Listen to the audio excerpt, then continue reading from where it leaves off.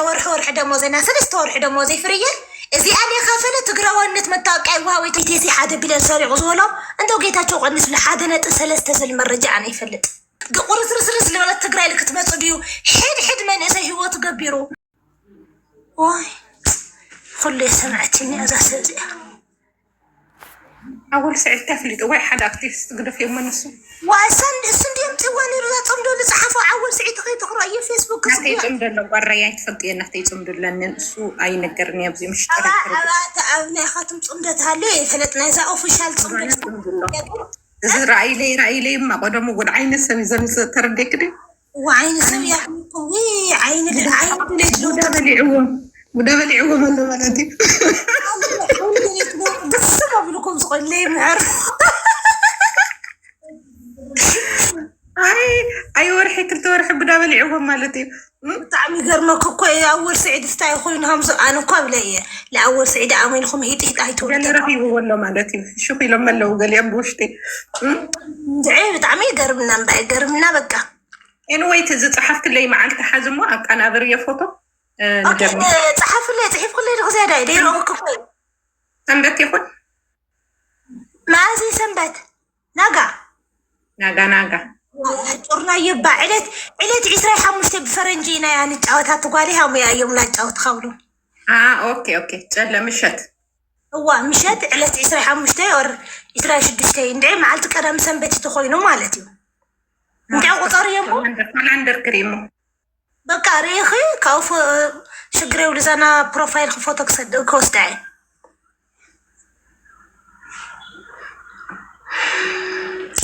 نعزو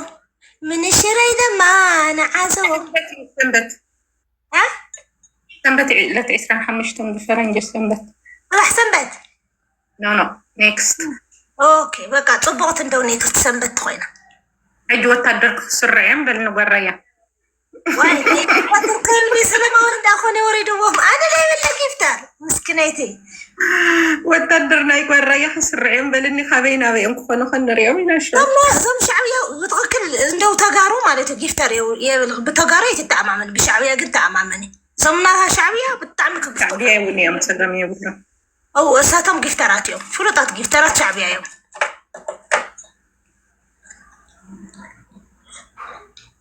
عالم هفتم يا قدح يبالو نوري دني نايس فقر كلوني خلم هفتم كلاتنا تعنا نيونا قندس يجيب لك حدا جزي خاي هفتم تدخيت حناكو لزود انه نقر صغلنا بس يبلك اي مبسس هالنقر بشلك لو ما يتايكون عندي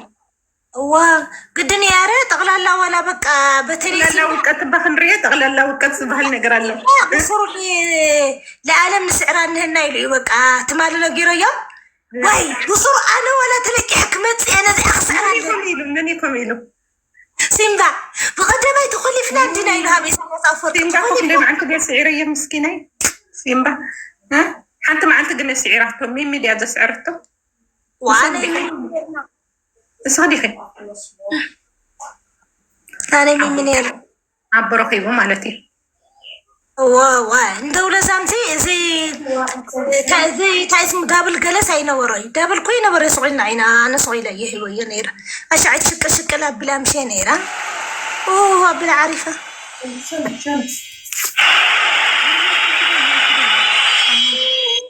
ويا بيسكا شوكولا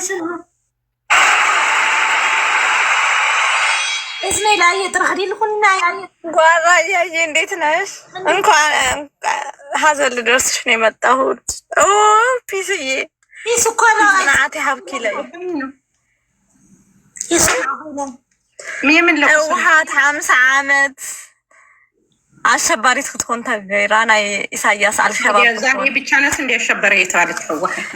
አይ ድሮ ብቻውን ከህዝብ ዋጋ ናት። አሁን ናይ ኢሳያስ አልሸባብ ክትኮን ዳሊያ አልሸባብ ኢሳያስ አልሸባብ ክንኮን ይናይሎ አይ ከኢሳያስ ጋር ነው ስምዒዳ ክነግረክ ከደ ፍርየ ማክሰማ ከኢሳያስ ጋር ነው እንደዛ የተባሉት ኖ ኢንስቴድ ኦፍ ናይ መረፃ ብሕጋዊ ምዃን ኣብ ኢትዮጵያ ሲ نحنا ናይ ኢሳያስ አሸበርቲ ኢና ክንኮን ሓለቃና ኢሳያስ ክኾን እዩ ንሕና ድማ ኢስት ኣፍሪካ ቅፅሪ ክልተ አልሸባብ ክንኮን ኢና ኢሎም ንሕና ዘይምልከተና መግለፂ ሂቦም ዛዘዌስ በቃ መግለፂ ሂቦም ዶ ፍረ ነገርኛ እንደው እኔ ደብረጽዮን እንደ ትላንት ሆዴ እኔ በእናትሽ የሆነ የፈታሽው ባል የነበረ ሲለምንሽ ሆድሽ እንዴት ነው ግልብጥብጥ የሚልሽ? እንደዛ ነው። እናቴ ዘመድ አለን የሚያጨናንቅ ነገር የለም። ተረጋጉ። መቼም ጥብስ በልቶ ቆይ ልንገርሽ፣ በራያ ጥብስ በልቶ ጫት በልቶ ከሚተኩስ ታውቂያለሽ፣ ሽሮ በልቶ የሚተኩስ ነው የሚሻለኝ። አይ ደግና ሄደ ሽሮ ለተኩስ ስሪና የይና ሽሮ በልቶ አለድኝ ማይሰማ ምንድን ነው ስምዒድ ዓለም ክነግረክ ታይዲሎ አውስተኛ ጽፍርዬ በቃ ብግዴታ ወንት ኾነ በቃ ክነእቶም ኢና ናፍቲ ጦርነት ይልዋይ ብግዴታ መንካቴ ሁሉ አዲስ አበባ መፅኡ ትግራዋይ ትማሊ ሎማ ዓንቲ አዲስ አበባ መሕለፊ የለ ኤርፖርት ማርያምነ ገሪ ምን መንእሰይ ኩሉ አዲስ አበባ ከይድሎ ማለት እኮ ፈራሕ ኩሉ ከይድሎ ማለት እዩ። ሓንግዶ ዝተረፍና ንዋጋ ኢና ኮፊልና ፈራሕ ነዲዮ ዓለም ዓርግ ዲዩ ከማን ጓራያዬ ማሬ ንሕና ከዚ ኣይምልከተናይ ንሕና ሻዕብያን ህግደፍን ቲፒኤልኤፍን ካብቲ ከባቢ ጠፊኦም ሰላም ንረክብ ኢና። ስፔሻሊ ህዝቢ ትግራይን ህዝቢ ኤርትራን ሓሚሶሞ ዘለው ክልቲኦም እዮም። ክልቲኦም ድማ ይክጠፍኡልና እልል ንብል ኣብይኸ እንታይ ይገብረሎ ይስዕስዕ ኣብይ ክንቃለሱ ኢና። ኤርትራውያን ንዓዶም ይንእሱ፣ ንሕና እውን ንዓድና ኣይንንእሲ። ጎበዛት ህዝቢ ኢና። ክልቲኦም ግን መትሐዚ ዘይብሎም ሸያጥን ማለት እዩ። they act like they care about their people and ተቃሊስና ንሕና ተቃሊስና ሲ ህዝቢ ትግራይን ህዝቢ ኤርትራን ተቃሊሱ ኢኮኖሚ ካብ ምፍጣር ህወሓትን ህግደፍን ግን ዋር ሴንተር ገይሮሞ ከባቢ ዋር ሴንተር ፅንሒ ሞ ክነግረክ ህወሓትን ህግደፍን ማዕረድ እዮም ኣብ ኢኮኖሚ ክትገብሩ እዮም ደሊካ ሕጂ ህወሓት እኮ ግዴታ ኮይኑዎ እዩ። ካብ ኢሳያስ ይገድር ነይሩ ትግራይ ጥራሕ ምትሃቦ ግዴታ ኢትዮጵያን ፎትዩ ድዩ ፎትዩ እኮ ይኮነይ ኢትዮጵያን ኢንዌይስ የትግል ነገር ነው። መፍራትም አያስፈልግም። ያው ድርሻችን መወጣት ነው። መጨረሻው ማየት ነው። እኔ አልፈራም። ይቅናችሁ ህወሓት ስዕር ይመችሽ ጓራያ እንዴ ምን አባቱ ባይዘዌ ማለት ነው። ጓራያ ህወሓትን ህግደፍን ከባቢ ተቆጣጣሪ ማዕረይ ሰነጽ ህዝብ ክልቲኦም عند عالم خنقرك انت يسكسمع اذا بقيح بحر زعت زل سرنايسي نرايا يقبؤ مني لونا وانت غيرناكم الى مسحاتكم وقلنا خنقرك انت غيرنا يوم سولكم ما هتم يركبكم ولا قدر وطبعتم في زل سرنا دعكم ما هتم مركبني فلالي غريب انت نسم بدون عنده وانت خوين زي قبنا يا كم شو اخذ اليوم يا بطفي يا خو انت خوين نخلنا دعك ما حبل انت يخذ بالكن يرخبني نسو خالي انت خالي ينسب سرناين يرخبن واحتزم دقيقه እኮ ማለት ነው። ቆይ እርዳታ አሁን ኢቨን ህግደፍ ክብር እንኳን እኮ ነው ያልሰጠን እንደ ህዝብ። ንሕና በእርዳታ ዲና ንዕረቅ ካሳም ከሆነ እኮ ካሳ ጅማሮ ነው ፍሬ የፍቅር ጅማሮ ነው ይሄ እኮ ጥፍር ቀለም እየተቀባሽ ምናምን ያዋከቡት ነገር ፍቅር አለም ባይዘው እኔ ቤት ሰምተሻል። አባ ኢትዮጵያኒ አቱሙ ታይሎም መስለካ ኢሎም ጓል ራያ ስምዒ ሓደ ኢትዮጵያ ኢሉኒ ሮሚዮ ኢሳያስ ይሉ ህወሓት ጁልየት ያይሎ ህወሓት ንህግደፍ ትፎትዮ ያይሎ ህወሓት ግን አቢዘር ምዃኑ ትፈልጥ እያ። አቢዝ ከም ዝገብር ትፈልጥ እያ። ከዚህ ግን ይቅርታ ትገብረሉ ስለስትፎትዮ ከዚህ ህግደፍ ማለት እዩ ከም ድሌቱ ናተጻረፈ ከም ድሌቱ እናወቀጣ እንደገና ተዕረቆ እንደገና ትሞት የኛስ ይሳደብ አልነበረ እንዴ? የኛስ ይሳደብ አልነበረ እንዴ? እነማ እንዴ አርቲስት አትበሊ ምን አትበሊ ሲሳደብ ነበር ሁሉ ህዝብ ትግራይ እኮ አንድ ጊዜ ፍርያ እንዴ ታይ ተጻሪፍና ዚያ ተጻሪፍና እስከበልና ዋይ ልጅም ነገር ከስታውስ አኔ ተጻረፍኩን እንዴ ግን ጻረፉ ማለት ነው ይረፍ እቶም ተጻረፉ ሲ እን ክርስቶስ ተጻሪፎም ነይሮም ንሻዕብያሲ ንዓለሽ ዓሊ ጻረፍ ዲኮነ ነይሩ እዚ ጽምዶ ዝብልዎ ወድን ዋዕሊ ኣይተጻረፈን ማለት ዲ ወመስዳ ተጸሚድ እኮ ገዲፍ ወረሲዕዎ እኮ ተኻሒሱሉ አያዬ ያሸንፋል ፍቅር ያሸንፋል ህዝብ ትግራይ ዋላ አክቲቪስት ተጋሩ ካብ ጦርነት ድሕሪ ጦርነት እዩ ሕርቃን እዩ ድሕሪ ጦርነት ኩልናስ ሓሪቕና ንደት ስለ ዝነበረና እንደ 20 ዓመት ዝገበረ ነገር አይበርድልህም እንደ 20 ዓመት ያላበረደ መቼ ሊበርድላቸው ነው እንደ እነሱም እኮ ዘመድ ሞታቸዋል እዛ መቀሌ መጥቶ ወታደሩ እኮ የኤርትራ አይደለ እንደ እነሱ ሰው አይደሉ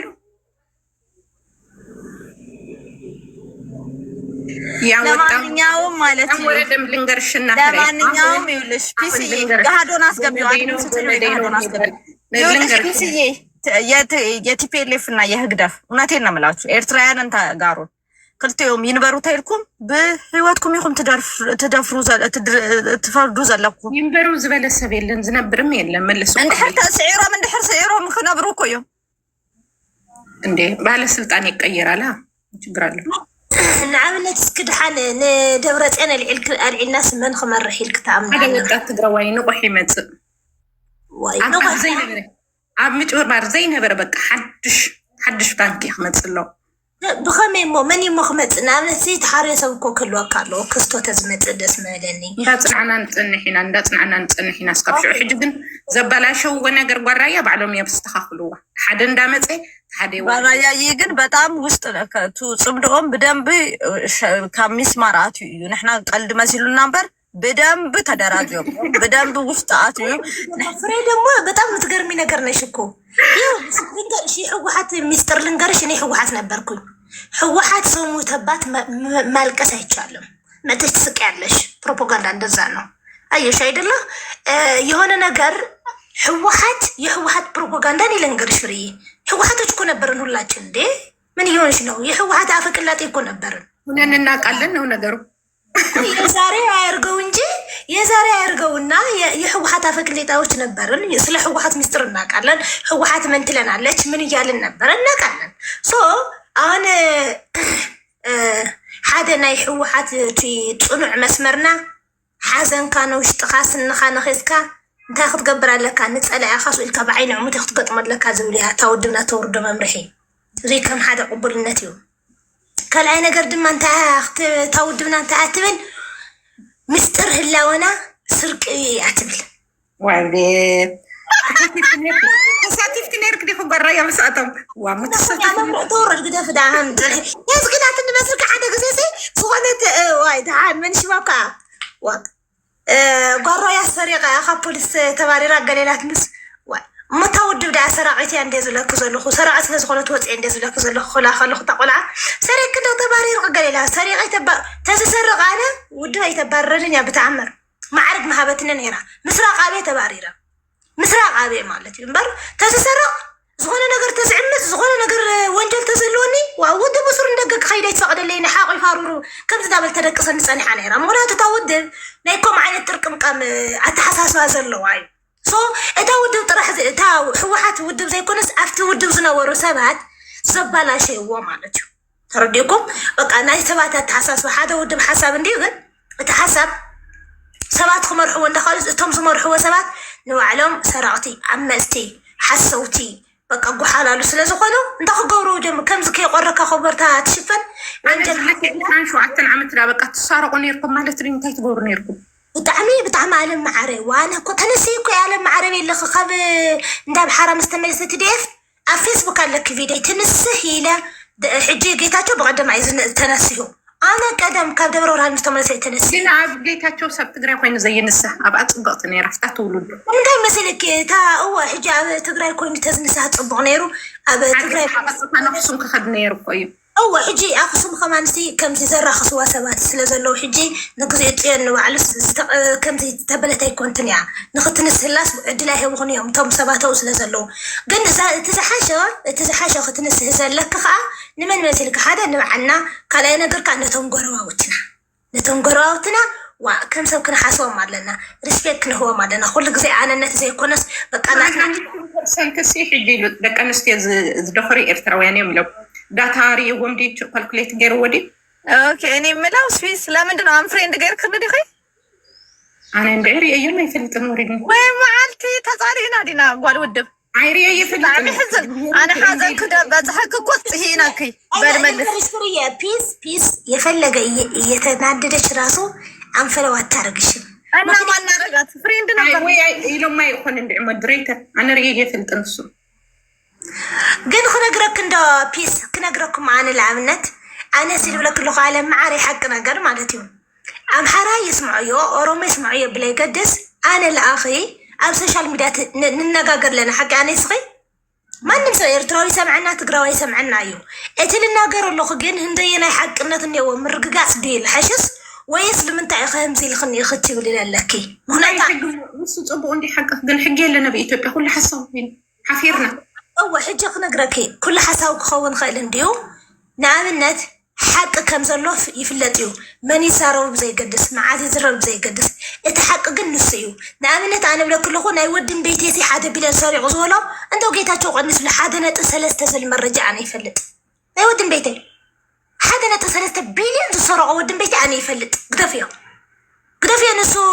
መራሒ ፕሬዚዳንት ነይሩ ግደፍዮ ዋኑ ክደዘው ናይ ዘምስ ግደፍዮ ግዳ ዘይ ነገር ክናጎራያ منهم مشترك إذا كليبة تقبل ليبة يبهل زي حزب. حج أنت إلا مسلكي حدا جيتها شوف على ورهاري القوميو نعملت جيتها شوف زنا ورقزة ننبع على دبرتين يجمجم ما خات يجمجم كم زي الجبر خبها الكله نساتهم تيولون يروم أي كم زين تخنخة كم زين تخنخة كم زين تتجبرخة كم زين تتفترخة أنت ولو يعمتون يروم جيتها شوف مالتي ترى ديكي جيتها شوف خا إتواجا زخفلو قداي حدا أنت يدليو حدا تناي بس عينات ندو نساتهم كم تناي جيتاتشو عدل تزهلهم جيتاتشو كم تناتاتهم ليبا تسخون قدمت في أمهم هاللون يرون بقى قدم مالت قدم جيتاتشون لا من دنا بجنزم ما يكسوت كسوت هاكو بزابير استاذ واي لنقرش هيد اللي نياكو على جيتاتشو هذا اللي نايمين حقنيا تاتهم زي سي حقنيا تاتخوينهم أي خسون ما ورايا أنا هزو تدراي قوتي زد اللمبر من بليبا أي ليبان يلفنوا أنا لا أنا هنا حدا عوضنا يهزب تقرأ كنقرأكي على معاري خنقرأكي ودرايا يهلو ودعقام يهلو ودعدو يهلو ودخصم يهلو ناي هزب تقرأي نبرات اندازرفة أنا هنا كقدر في من نبع البليونات ورق قال قدر في عنده نصدح علينا عاملين ورقة مني أبي له قال مسك قدر فيه أو حد قزنا هيوثنا يتسرقنا عندنا 4 بليون قدر فيه بليون قدر فيه كرشي قدر فيه ورقة أو حد قزنا هيوثنا 3 معرفة يتسرقنا أبوتاتنا يتسرقنان أخواتنا يتسرقنان عرسنا يتسرقنان قد فيتو يجنزل بزعوا ورقي قالوا قد فيه على معري ده عند سوكي ولا حسينات قدمنا يوم يكون طقم يلن أنا سي نزلنا يحجز سرقني واحد سي مسكرة يدلينني حد أو جزانا زتسرقنا يوم من أساسي يمنن أنا ما عاد ذاك جزاو طيلون ما عاد من أساسي يلون بتقرأي ما عاد كرنت زحازو نصمسي يدومن أقرمن قام تسرق أمثله قد فيها تجنزب قال ما الحجي ولا 4 بليون هي خصي زايد تتكي يادو زايد معناها تتكي ياد فلجو ولا بليونات يبغي بامبولا تقبر تخلي ما تكوي تكان بجنزب صوت بقى قد فيها مخالي نعناسي هيوتنا زي سرقونا إذا ما مريحنا تزنور يوم جيت أشوكي لي أنا وأنت حتى تي حلفنا توصدي لي نجيتها شلون إحنا خنكسر تدلينا بحقي؟ عادي عفوا تاي قبر الحجة وقفلو. من؟ نتجونا سايد قبر الناس 7 ني إساياس 7 دك أنستي برسنت عميس عميلو. أبكم بلي. نحن نقرأ مكم بلي. ما أتاري وزكو. تفسري نايلو تقول واي صنحي. أتا أبيد أتا زي العلوش مفرح ودي أقول نسلزل سلطان سلزها ودي ورايا. سخاون كان تجير كأخذ زي بلو. سخان كم زجر كأخذ نمن تيبا زي إيرتراس نحبر ريحان سامني إيرتراسي بزي حق اتيها حنت هاجر تخون أغطيت كاين هزوة تجراي نتوم حلف تخت حزني ركاز يبلو 7 تزخون زي قللت ملسية بالضبط تساري بقاي ويا مريتكم سلازم سمعكم ما تخوينكم عيدون نمبر ويكام حارين عند حد صبا غير كزي سمعتكم كمبر عالم معري 7% إيرتراويان يوم غيرو مالت እቲ 24% እውን ግን ምንም ነገር ኣይተፈጠረን ማለት ዘይኮነ ናይ ኢትዮጵያ ሰራዊት ምስ ኢትዮጵያ ተሰሊፉ ዝነበረ ናይ ፋኖ ሓይሊ ዝተፈላለዩ ሓይሊ ኮይኖም ዝገበርዎ ነገር እውን እዚ እውን ተሓታት እዩ መንግ እዚ ናይ ትግራይ ሓይሊ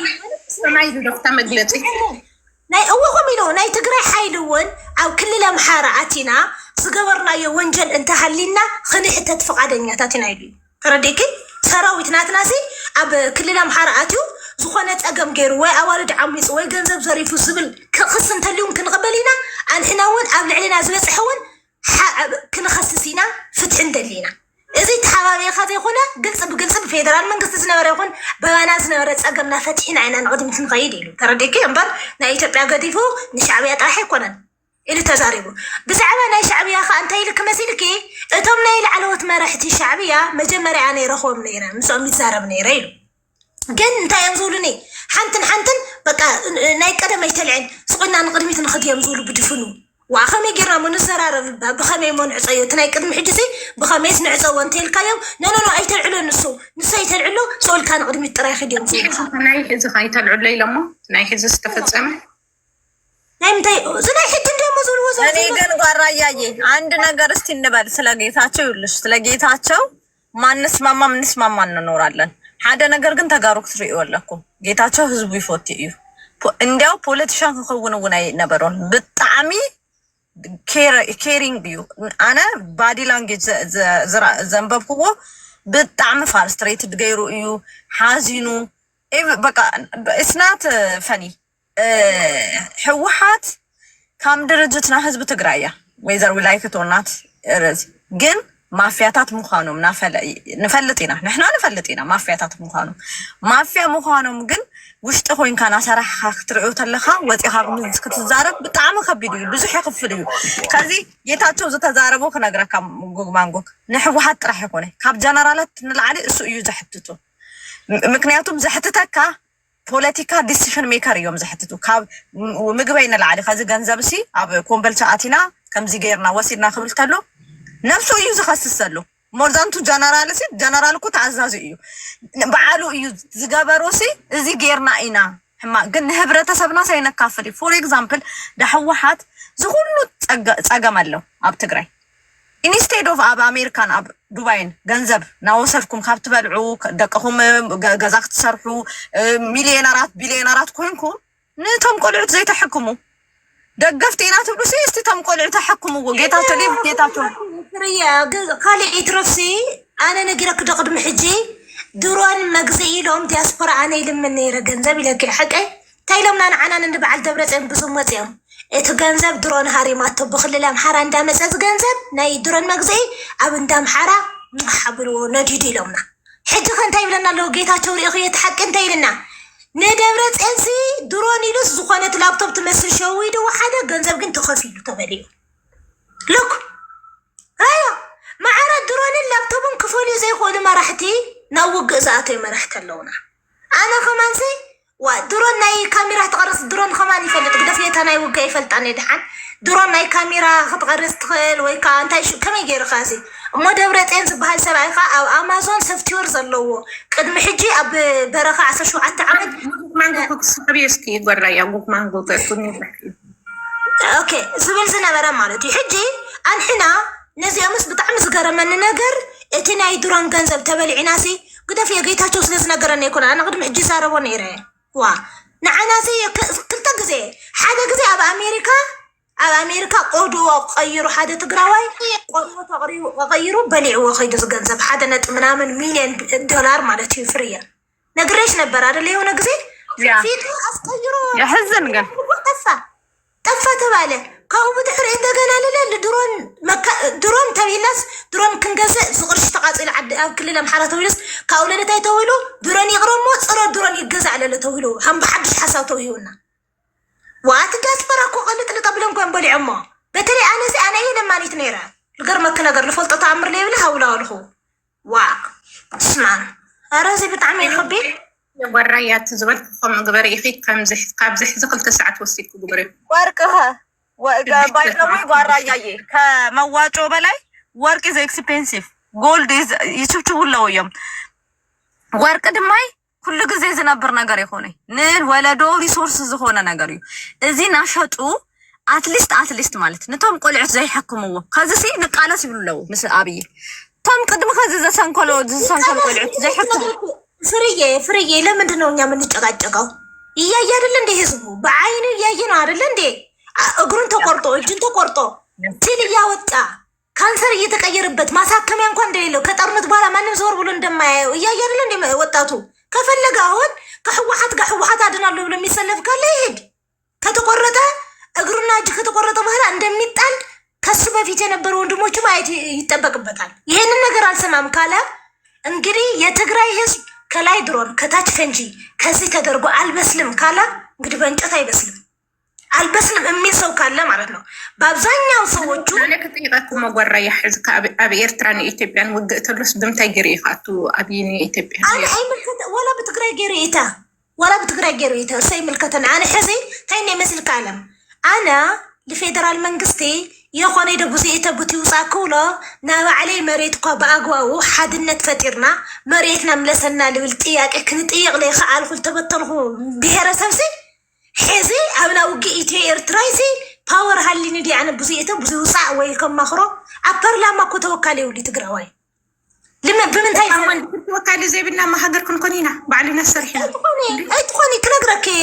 بيسمع عري يعني كنقرأك ورايا أبر لا ما يلخن تندحر تقليف كوخينكي የኢትዮጵያ ሉዓላዊነት ማንም ጥያቄ ላንቺ ነው። ጥያቄ ነው፣ አታውሪ አይደለም፣ ጥያቄ ነው። የኢትዮጵያ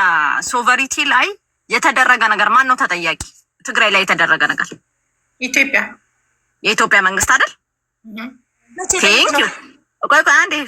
ጓራያ የኢትዮጵያ መንግስት ከሆነ አሁንም ሶቨሪቲ የኢትዮጵያ መንግስት ነው ተጠያቂ። አሁንም 5 ዓመትም እሱ ነው ተጠያቂ። አሁንም የኢትዮጵያን ሶቨሪቲ ኦል ኢንክሉድድ ትግራይ ላይ ያለው ከኤርትራ ቦርደር እሱ ነው ተጠያቂ። እና ታዲያ እስከመቼ ነው በኤርትራ መሬት የተያዘ ለምን አይለቅም? ኢሳያስ ፍረ እኔ ተዛሪ ወርዴ ጽናሕ ጎግ ማንጎግ አንዴ እኔ አውርኩ ወርድ እጂ አብይሲ ንምንታዩ መሬት ትግራይ ዘይለቀቅ እንድሕር ሰላም ደልዩ ምስ ትግራይ ብኢሳያስ ሒዝዎ ዘሎ እዚ አልጀር ፈፂሙ እንዲ ሒዝዎ ዘሎ ንሳቶም ዝብሉ አልጀር ፈፂምና ኢና ምስ ኣብይ ከምዚ ተስማዕሚዕና እዮም ዝብሉ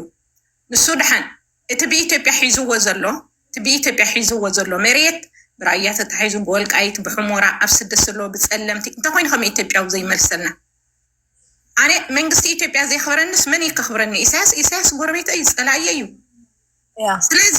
ናብ ዘይኮነ ዕንቅፋት ንኸይኸይድ እቲ ሕወሓት ድዩ ዋላ እቲ መንእሰይ ዝኾነ ፅቡቕን ሕማቕን ንኸይሓስብ ክኩሕሶ እዩ ዝግብኦ ኣብይ። ተረዲኪ ንሕና ንኤርትራ ገፅና ባህቆ ምክንያት የለን። ምክንያቱ ኢትዮጵያ ኢና ዘለና። ኢትዮጵያን እንድሕር ኮይና ከዓ ከም ኢትዮጵያውያን መሬትና ይኹን ህዝብና ይኹን ሪስፔክት ገይሩ በቃ ተዝሓለፈ ናይ ኩላትና ጥፋኣት ነይሩ። ብሕወሓት እውን ጥፋኣት ነይሩ። ዋላ ብሕወሓት ክንድዱረን ዋላ ተዘይደብረ ጥፋኣት ኣሎ ወይ ዝሓስብ ኣነ ስኢለ ይኮንኩን ዝኸይድ። ስለዚ እቲ ዛዕበየ ጥፋኣት ናቶ እዩ ብሻዕብያ ኣምፅአ ህዝቢ ትግራይ ዘደብደብክዎ ዘድፈርክዎ ኣዴታት ዘድፈርኩ ኢሉ ዘይክሕሰና ኣየር የለዋ እንዴ ኢትዮጵያ? ዋላ ምስ ሕወሓት ይስማዕማዕ እምበር ፅንሑ ጓራያ ዋላ ምስ ሕወሓት ይስማዕማዕ እምበር ንህዝቢ ትግራይ ህዝቢ ኢትዮጵያ ስካብ ዝኾነ ድረስ ንዓዲ ኣምሓራ ዲ ከምፅኦ ንዓዲ ኦሮሞ ዲ ከምፅኦ መሬት ኢትዮጵያ ኮይና ኣሰን እንታይ ኣዴታትና ኣብ ውሕጅ ከምኡ ተዝገብር ህዝቢ ትግራይ ከዓ ንኣብይ ሳፖርት መገበሮ ነይሩ ክነግረኪ። ንሕና ኮ ኢትዮጵያን ኢና። ደብረፅዮን ይምፃእ፣ ጌታቸው ይምፃእ፣ አንደርግራቸው ይምፃእ፣ ቀናኒሳ ይምፃእ፣ ንሕና ኢትዮጵያን ኢና። ንፉዕ መንግስቲ እንድሕር ኣሎ ብኢትዮጵያ ሓደ ዘይንኾነሉ ምክንያት የለን። ስለዚ እዚ ክገብር እስካብ ዘይከኣለ ህዝቢ ትግራይ ካብ ስጋእትን ፍርሓትን ኣሎ። እንታይ ክንገብር ሕዚ እንታይ ክመፀና ይኹን እንታይ ተግብርና ይሓሸና እንዳበለ ተሓስብ ዝገብሮ ዘሎ ኣብይ እዩ። ደብረፅዮን እኮ ናይ ክልል ፓርቲ እምበር መራሒ እኮ ኣይኮነና ኢትዮጵያ። ስለዚ ይሕመቕ ይፀብቕ ከም ትመለስ ዝነብሮ ሓደ ሃገር ሓደ መንግስቲ ገይሩ እንተ ዝመርሐና ኣነ ፕሮ ኢትዮጵያዊት እንታይ ዘጨን ሕዚ እውን ኢትዮጵያዊት ንኣብይ ስለ ዝፀላእኽዎ ኢትዮጵያውነተይ ክምንጥለና ይኽእል ናብ ስልጣን ስለ ዝመፀ ንሱ ግን መብተይ ይከብረለይ ዝብል ዘለኹ ኣነ መብት ናይ ህዝቢ ትግራይ ይከበር። መን እዩ ሰሪቑ መን እዩ እስታት ኣነ ንዓያነ የለኹዎ ነብ ስርቂ የለኹ ሕሶት የለኹ ኩሉ ናይ ባዕሉ ሓላፍነት ዝሰረቀ ይሕተት ናብ ሕጊ ይቕረብ። ግን ኣብዚ ኣይበፅሑን ገና እዮም ዘለው ትጥኢት ኣይዕረፍዎን መሬትና ይምለሰልና ኣብይ ህዝቢ ትግራይ ሳፖርት ክገብሮ ምእንታ ንሕወሓት ክጎድፎ እንድሕር ኮይኑ ህዝቢ ትግራይ ንሕወሓት ኣይተድልየና ነኢሉ ክጎሕፎ ተኮይኑ መሬት ትግራይ ናብ ቦትኡን ህዝቢ ናብ ቦትኡን ተመሊሱ እዚ ንፉዕ መንግስቲ ኢትዮጵያ ይበሃል። ቴንኪዩ። ኦኬ ጓራየ 2 ደቂቃ ስቲል ተመለስላ ፒስ ሹኩር ታያለው መስለኪ ናይ ኢትዮጵያ መንግስት ልክዕ ይኸይ መሬትን ፕሪቶሪያ ስምምዕነት ብስነ ስርዓት የፈጸሙ ልክዕ እዩ። ግን ሓደ ግዜ ድማ ማለት እዩ ካብ ናይ ፖለቲካ ናብ ነገራት ሲት ዕገሰሉ ነፍስኻ ትዕርየሉ ነገራት ኣሎ። ከዚ ትግራይ ታያ ትገብር ነይራ መስለኪ ኤርትራን ኢትዮጵያ መንግስትን ይዋጉ ኣይዋጉ ኣይምልከተንን መንገዲ ዓይዓፁ መንገዲ ይኸፍት ዓጹን ኣነ ብክልቴኩም ዝግበር ነገር ሲ ኢደይ ወፅዩ በቃ ጌታቸው ከም ዝበሉ ልክዕ እዩ ብክልቴኦም ዝግበር ብናይ ኤርትራ ናብ ኢትዮጵያ ተደለየ ትገብሩ ኣይምልከተኒ ትብል ኢትዮጵያ ናብ ኤርትራ ዝግበር ነገር ኣይምልከት እዚ ብናይ ትግራዋይ ብሄርተኛ ዝኮንኩ ማለት እስናር አባውት ሚ ባይዘው ናይ የድሌት የሆነ ይዝብለክ ዘለኹ ትክክለኛ ንትግራይና ሓስብ ትብሉ ምኮንኩም ብክልቲኦም ዝግበር ኣይምልከተኒ ክልቲኦም ተደልዮም ይዋግኡ ተደልዮም ይፋቀሩ ተደልዮም ይካሰሱ አም አውት ካኡ ነፍስኻ ግዜኻ ደቅኻ ኣሕዋትካ ምናምን ትጥግን ኣብ ፀገም ዘለው አንዴ ልጨርሳ አንዴ ዛዕባ ኤርትራ ኣይመሓትትም ዘሎ አንዴ ልጨርስልሽና ትመልሽልኛል ኢድካ ተውፅእ ካብ ኩሉ ነገር ካኡ ክልቲኦም ትዋግኡ ተለው ሃይሊ ስዕኑ ንብሄርተኛ ኢና ትብሉ ማለት እዩ ሃይሊ ስዕኑ ምስ ሃይሊ ምስ ስዕኑ ሽዑ ናይካ ጥቅሚ ተኽብር ከዚ ግን ንሕና መሊስና እግረና ተቆሪፁና ያለውና ረአኹም ሲ መሊስና ክሳድና ይቆረጽ እኮ ኢኹም ትብሉ ዘለኹም መሊስና ሲ ንሕና ኣቲና ንንተሓመስ ኢኹም ትብሉ ዘለኹም መን ሕወሓት ካኡ ኢትዮጵያ መንግስት ሰፖርተር ኣለዎ እዩ ኢትዮጵያ መንግስት ንክልቴና ክድኽኡኸና እዩ ክልቴና እዚ ትቕልድዎ ዘለኹም ሜቢ ሕወሓትን ህግደፍን በዓል ስልጣናት ከተርፉ ይኽእሉ እዮም ህዝቢ ግን ክዳኣኽ እዩ እዚ ከይኸውን እንታይ ትገብር ሕወሓት ኣም ኣውት ህዝበይሲ ከውፀለኒ ብዚ ናይ ፕሮ ዋር ዝግበር ነገር ፕሮክሲ ዋር ዝግበር ነገር ኣይምልከተኒ ናይ ሱዳን ጦርነት ናብ ትግራይ ክመፅእ ይኽእል እዩ ኣይምልከተኒ ኢልና ክንወፅእ ነርና ንስኻትኩም ግን ትገብሩ ዘለኹም ናይ ኤርትራ ኦለብ ሰደን ጠበቃታት ኮይንኩም ህግደፍ በዓሉ እንድዩ ወቅዑና ህግደፍ እኮ እዩ ቀጥቂጡና ህግደፍ እኮ እዩ ክንድዚ ንሕና ክንዋረድ ክንድዚ ፖለቲካና መሪክ ክዝበጥ ዝገበረ እኮ ህግደፍ እኮ እዩ ኢትዮጵያ መንግስት ማ ንኽእልዎ ነርና ኮይና የተወሰነ ነገር ስ እንችለው ነበር ህግደፍ እኮ ነው ገብቶ ዓፈር ያስበላል ቱመሬት ትብልዮ ዘለኺ ህግደፍ 10 ፕላስ ይር ሰርሕሉ ዓሰብ አጀንዳ ከይኸውን ወልቃይት አጀንዳ ክኾን ዝገበሩ ህግደፍን እዮም ክሳሪሖም ኢቭን በቀደማይ ክልተወርሒ በቀደማይ ክልተወርሒ ሰሚኝ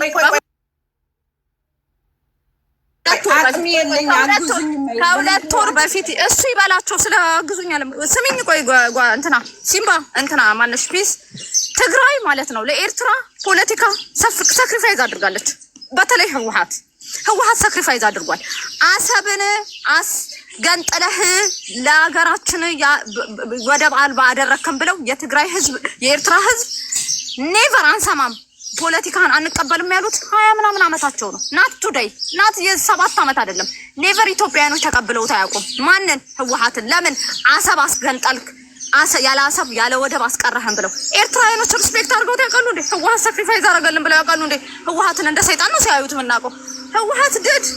ህወሓት ለኤርትራ ማለት ነው ስትራቴጂክ ወዳጁ ነው ህግደፍ ግን አይደለም ህግደፍ ግን ህወሓት ካልጠፋ ሞቼ ይገኛለው ጠዋት ከሌሊት ማለት ነው ልንገርሽ ፒስ ህወሓት ያገኘውን እድል 20 ምናምን ዓመት አዲስ አበባ ላይ የተቀመጠውን ኢሳያስ 10 ቀን ቢያገኘው ህወሓት ነበር 10 ቀን ቢያገኘው ህወሓት ግን አዲስ አበባ እያለ አቅም እያለው ማለት ነው ሀቢርና ተቃሪስና ምናምን ዘቴ እያለ ህዝቡን የጎዳው ኤርትራ ኖ ፒስ ኖ ዋር እንጂ ህግደፍን አልጎዳውም ህግደፍን ጎድቶት አያውቅም ሰው ይኸውልሽ ሻዕቢያ ማይስተያባዋ ናዓናው ንዛረበት እዛ ቁጭ ያሉት በሁለቱ ትግል ነው በሻዕቢያና በህወሓት ስማዕ ለኹ ደው ወራያ ስእሉከ ኾነን ካብዚ ቆይል ጅምርቲ ዲሞክራሲ ካብዚ ኣት ጅምር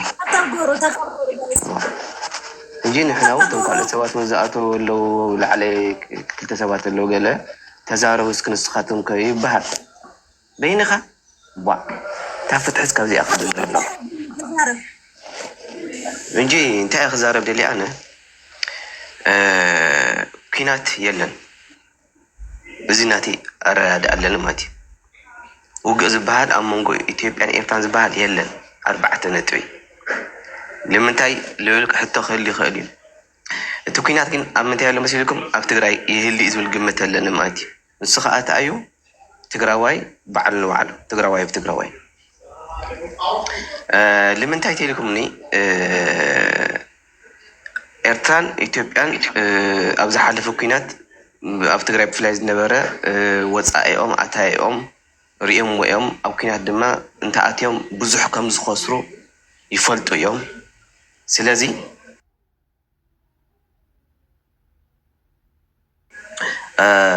تديسا أو إثيوبيا زولو أفتح ديسا وأخينو بكا اتبعد هذا زلخ فتعد له خوينه مالتي جن كوينات ناي ميديا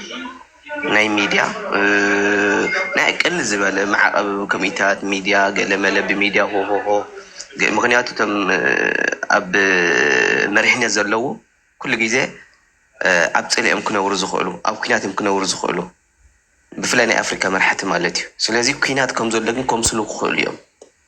من ده حزوم لي يجمروه أي جمروان تقرأي كأ تاتسقوم تقرأي نيرا مالتي تاتسقوم تقرأي كأ كم زنا يقدم خذي شو عتا شو منت هاجرات أخاخي وممس عير اليوم وروماي تقرأي بعد سلز بعد مالتي ناتي الرادة يوماتي كم ناتي الرادة سلازي تي أبتقرأي زلو إرتراون لبولهم مستقرأي كتواجع أي تخيلني أبي حمدون مستقرأي كواجع أي كلمة مهنياتو تمت أتاني حير تلي كأي تواجعني أبتقرأي فتنا ترينا لعلاقة تمتقلن شح سراويت له أبي إرترا خاكم سراويت له أو تبي خاكم سراويت له بالانس زحل وحير تليو أي واجونيو ترديهم جن ناي سلاحتها وكينات ناي دمس زي ولو كينات بإيكونومي بميديا بقلملة إزتات وزت زهلي لي إذا أمن نزب خما مفتحيو I don't know لأنه حسوا اللي قلتنا قبل دل مالتي تزي كوينا زي ناي حوحات معركة دي كاب تقرأ كم ستفقد كقلب بقول نحوحات ندق فينا طول نوركم ماتي لبقور لحزن الله هذي حوحات كاب إثيوبيا بورد بلوك كم استجبرت مستمع لحزن تقرأ ويله تحجز له كم تقدم حوحات كاب حزباونت كاب حزب اللي بتقرأ وصيات وحيفايا بارتي يا أخوينا بتلاقي قدم قبل الحوحات أمنة فقر زنبرنا تتخون نيرو كزي دياسبورا كل حزب كم معبل مثل على نيرو سلازي مزا يقول مرق يالك قلت لحاس أير ليكمون كلكم يدلم مالتي مفتحنا يتقرأ حنت خنقربكم يعني مفتحنا يتقرأ حنتي نما نسينا يتقرأ واي كاليت نتبي كاو خلاص سوات عدل كبير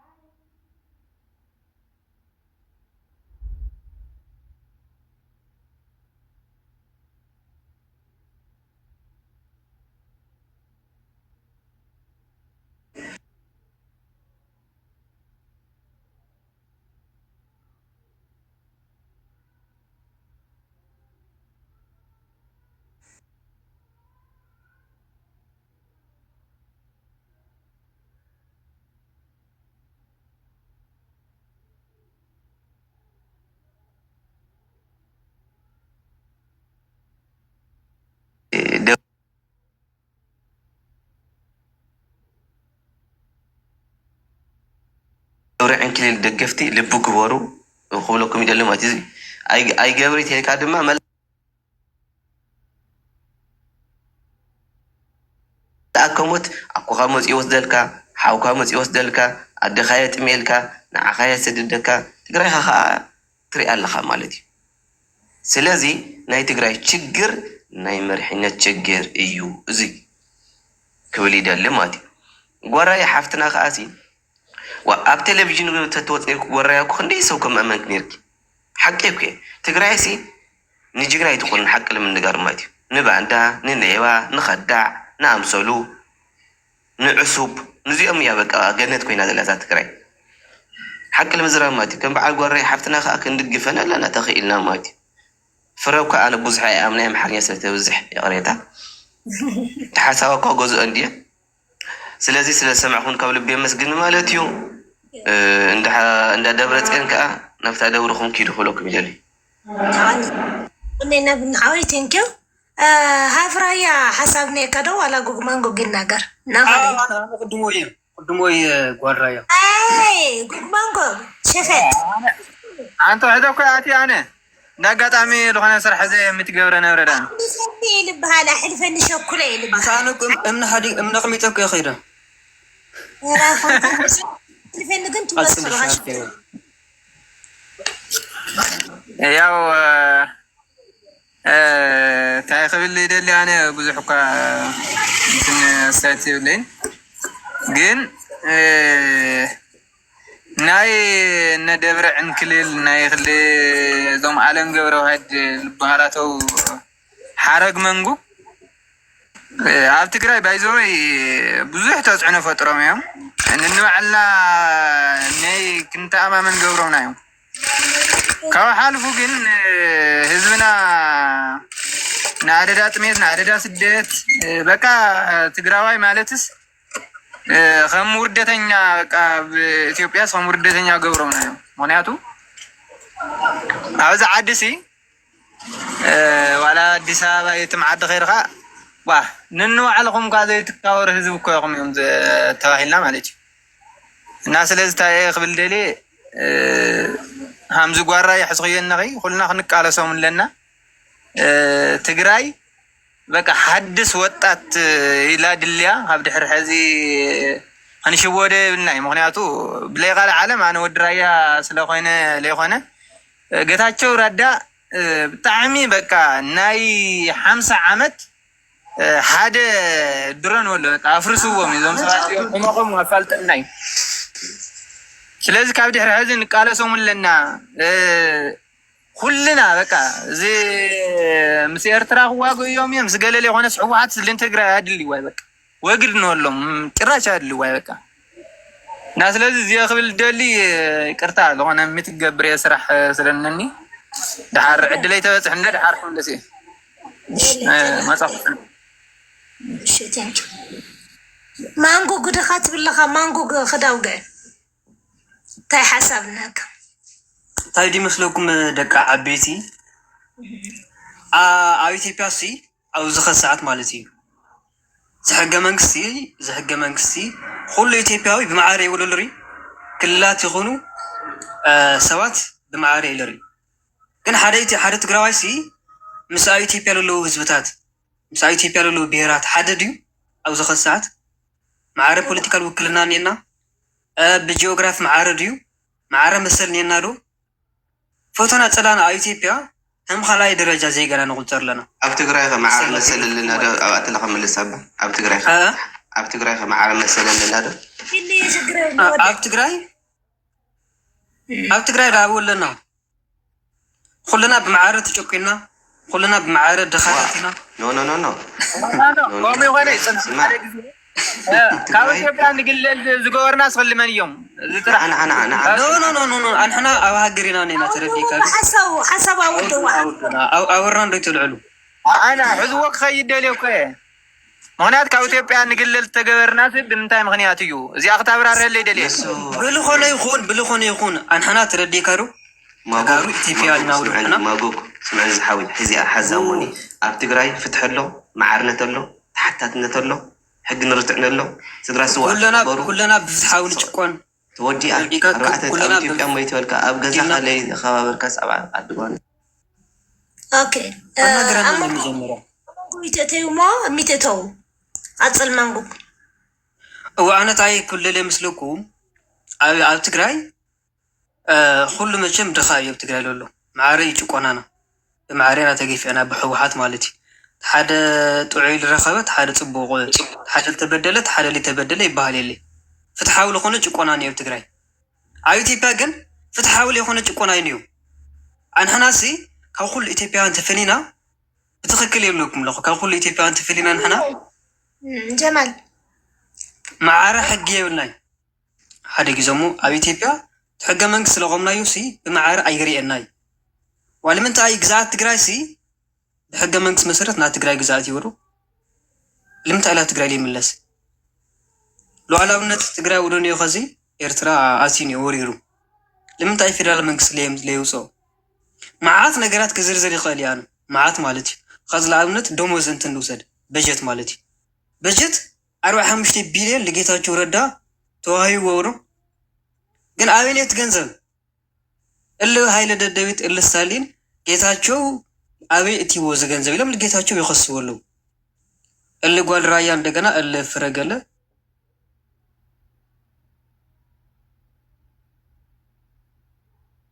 ጌታቸው በዓሉለ ወርቅ ይዘረፍለው ትግራይ ጀነራላት ይዘርፍለው ይባሉ خዚ አንሐና ማለት እዩ ኣብ ትግራይ ለና ወርቅ ዘረፋ ና መሬት ዘረፋ ሁሉም ገበናት ለፖለቲካ ረብሓ ወይ ለሕወሓት መውቅዒ ወይ ለጌታቸው መውቅዒ ካብ ንጥቀመለው ገለልተኛ ለኾነ አካላት ይተይሙ የጻሪው ተጻሪም ስጉምቲ ይወሰደሉ አነ ብዘይ ለአምናን ሁሉ ማለት ካብ ጠላዕ ንጫወተሉ ሁሉና ቁማር ማለት እንበይ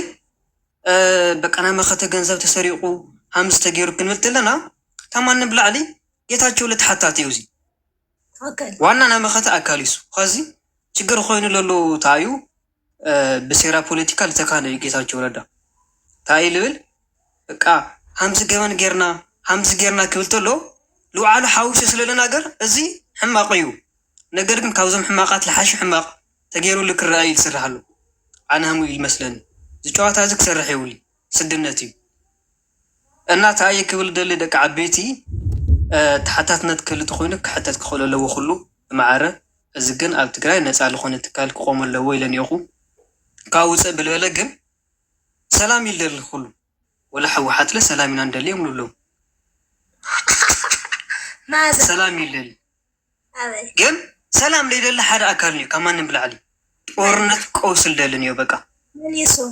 ፌደራል መንግስት ሰላም ይደሊ በፍጹም አረበስ ማንበል ወአነ ኩል ፌደራል መንግስት ልምታዩ በቃ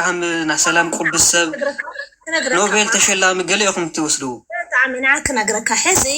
ሓደ ነገር ክነግረካ ባይዘው ሓደ ማሕበረሰብ መጀመርያ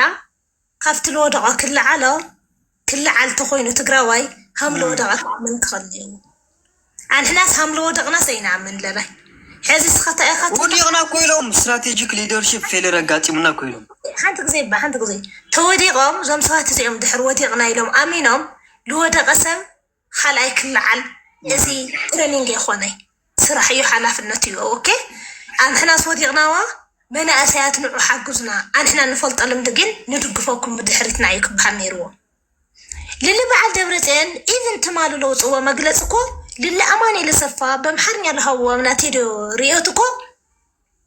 ጦርነት ልደለ አካል እኮ ብፌደራል መንግስት ክስካዕ ሕዝኩ ብውሽጡ ብኻውዶ ሓስብሎ ድያ ሓስብሎ ጠንቆልተ ይኾና እንግዲህ ግን ብና ፌደራል መንግስቲ ጦርነት ሃም ልደሊ ኣዝማሚሲ ታይ ልብል መግለጽ ኣውፅዩ ኣብ ፓርላማና ትግራይ ተወኪሎም ልኸዱ ኣውደኒ ሽግሪ አቤት ኹነይ ሓንቲ ጊዜ ሚት መግበር ተናገርካ መስለኝ የኢትዮጵያ መንግስት እኮ ጦርነት ይፈልጋል ይፈልገው ግን አሳብን ላስመልስ ነው ብሎ ሲያብድ ነበር ራሳቸው ህወሓት ይኸውልሽ ፍርያ እኔ ከዓሰም ጋር ለማያይዘው ኣብ ትግራይ ውሽጥ ፌደራል መንግስት ጦርነት ልደልሎ ስሱ እዩ እንደምሉ ኣብ ልዕሊ ትግራይ ሲጀመር ትግራይ ፌደራል መንግስት መሳርያ አውጥዩ ድሮን ገይሩ ክወቅዕ ሕዚ ዋይ ስራሕ ሲኢኑን እዮ ኣነ ተትኾን ኣብይ ለየልብለካ ኣለኹ ታይ ዓብይ ነገር ኮን ነው ተጋሩ ሰበርሰሙ ዲባስለዊ ታይ ድሮን አካሲርዎ ታይ ጥይት አካሲርዎ እዚ ንበዓል ደብረፅዮን ሙስተይሩ በከባቢ ተፈላሊና ይድናን ሄና እኮን ለሆነ መሳርያ ኮረኪብኒ ዝስማዕ ዝበቃ እንደው ጽቡቅ ዕድል ይገጥምዎ ነው ለምንታይ ኣኸላ ፌደራል ትኸድላ ፌደራል ፅንሐ ዝና ፖለቲካ ጨና ማፅንሕ መሃዲ ጊዜ አንዴ ቆይ ጉግማንጉ ረሕቀክኝ ነው ማለት አንዴ ጉግማንጉ የኢትዮጵያ መንግስት የዩናይትድ ኤምሬትን የነ እስራኤልን አጀንዳ አክሰስ ዘሲ የሚለውን ይዞ መጣ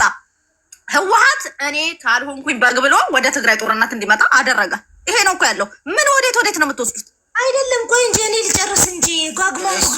ማለት የሚትኸይን ከማስማዕ አዳምጽና ካይና መጀመሪያ ዳምጽ አዋህል ካውትናገር እዚ ዝለወልኩ የብዚ ምክንያት ይልኻረደ መክሲል ካፋ hamna ሶማሊ ትራፊክ ይተተውኒ አነ ልብላ ካለኹ ሓደ መጀመሪያ ለምንታይ መሬትና ላይ መልሰና ይልኻ በዓልኻ ትግራዋይ ትምልስ ፈቃደኛ ላይ ኾንኻ ምዕራብና ጸለምቲ መለሱ ተውሎም ጌታቸው ለሃለ ይሆን ይደም ለደብረጽዮን ይሆን ይደም እንድሕረረ ተማዛባሊ ተመልስማ ሃመጌርና ፖለቲካና ነካይድ ኮይና ከይ ምለስ ተውል ዕንቅፋት ገይሮም مسنا سستي سراوت خوينا نو نو نو نو انت كزي نو يتبال نو يتبال ندحر يتفلت اي فلتي بال سخلت فلطنا على خطري كلي كاغلي انا لا نو صلح ممكن لا نو زلقينا كنقري سمعي ما دني وا تعناني ورزي تناقرش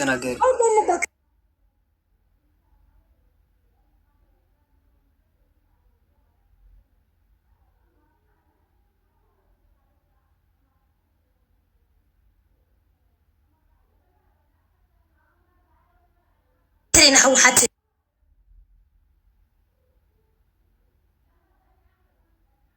دقفت مالتي لما تأخذ تحشي أيضا عن حنا هم تجارو بحدا أنا سخ كون اسمع عليه خالص سخس هوريا غيرها حي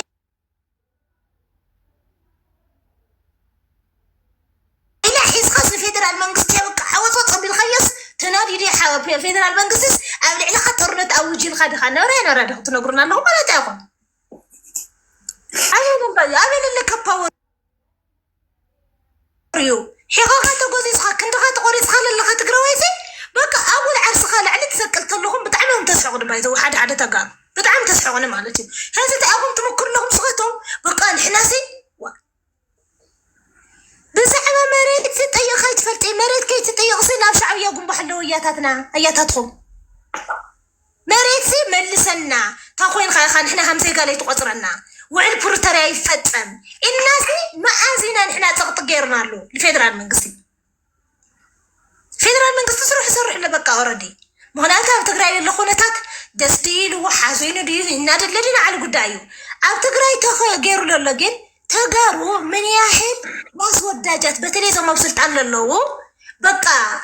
سرقتي حاجه نقرك صحيح بزعبا سرق ورقي بزعبا غنزب ربع 5 بليون لله هاي لددوي تبيني ولو لله غير ملبيني او تبلا خاصي غنزب حدا غوير لك الله اب حد غزانا التسرقنا يهوت سي ابيلو سخلوا على الخليج نتسرق هيوت عندك زي ودني سخلي تسرق خطفن تخليخا انا جين بزعبا بليون بزعبا ورقي ازيزي ترف نغريو اوكي او حد غزانا التسرقنا يهوتسي ابي وطيحمو لينا تقرا يا نيرا لذا خزي قرص رسرس لولا تقرا لك تمصديو حد من اسي هوت غبيرو حد اغرو سينو لما من اسي زو اغروم نازو من اسات اغري ايدي عيني اكلاتو مس ابي وطيحمو مصو حتى يلعلو لك الخلاعي لاخا حزي بزعوا غنزه بزعوا ورقي قلمله طرح حزتاهم لهم سو مسترات وي ورقاقت وي بخص قلل كبر نغري زو اوكي مرجاي مسرجاي غير خال مص نغري كخصصيو حدا جيتاچو تخصص له ወይ ተናገርተሎ መረጃይ መስረጃይ አንጻለ ይልባል ሀምሲልኒ ልልባል ኃይለ ደደቢት 45 ቢሊዮን አብይን ይባሃሎ ጌታቸው እንድሕር ወሲድዎ ጌታቸው ላይ ሕግ አቅሪቦ መረጃይ መስረጃ ሒዞም ጠልጠል ይብልዎ ኦኬ مش انا ميዲያ መጽንኩ በኺልና መረጃይ መስረጃ እንድሕር ነውም ጌታቸው ሀምል ሰረቃ ጌታቸው ሀምል ወሰደስ ገንዘብ እንድሕር ነውም ለሕግ ያቅርብዎ ጌታቸው ወድራ ያስለልቆነ ወይ ጌታቸው ወድ ዓዲ ያስለልቆነ ካብ ሕግ ብልዓል ኮነ ይኽእል ካብ ሕግ ብታሕቲ ማምሰል አንሕና ንብለና ግን ተጋሩ ሃም ተጋሩሲ በሓደ ዲና እንዲና ኮይና ኣነ ስኸኮ በሓደ የለና ኣነ ስኻይል ብለካ ለኹ ስኻሲ ካባይ ልልዓልስ ለኤርትራው ትሕሽከር ካባይ ልልዓል የልብለካ ለኹ ኣነ ምን ነግረካ ለኹ ካባይ ልልዓልሲ ከም ምስ ደቅራያ ተስማዕምዑና ሕወሓት ደገፍቲ ምስና ሻዕብያ ትጉምቡሑ ልቐርበኩም ካብ ምስ ወዲ ዓጋመ تردادونا حوحات دقفتي مش شعبيات قنبوحيكم تمرسوا أبنعني أنا هم حانت تقرأوا خوينا حوحات مقوامي أنا إسخاكو تقوام تدقفت خوينا وكم حانت كل اللي أبدي أتصبوا الله قواريا مستقارو تصمدو أنبيلهم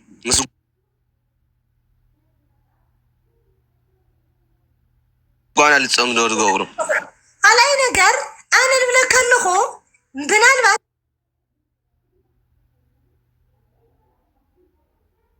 ما مانجو او غزا خالد طفا بيتسب لي بالخط كنت خلها معدل قداي خلاي عن توتيلخا معرنه تكون تقوناني معرنه تقونا اللي في تግራይ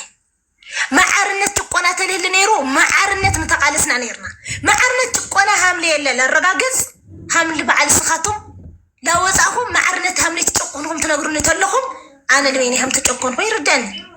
أنا قلت شكونا مريرني سهلة من إساية توتينو مريتي توريرة بيت السماء دكتهم عتيوم لتصوري ما يبقى كنستي إذا نعحدي لهم بعراب لحرس والنور مريتهم كا تقريفهم أفقد من هزي رايتاي تبطنو عددا درون نا إسرائيلي نا خلوتها قرات التواسو مزح العرر لخانو لما نسي بنا من سنك مسلكا بحوحات سنكي سلازي أنا نملك الغسغسي بمعرنتي نا تقرأي تشوكينا إذي أفك الله أيو هم غيركم لكم شوي لكم نتالي لكمنا معرنت تتشكون نيرهم معرن مسانا متقالسكم نيرهم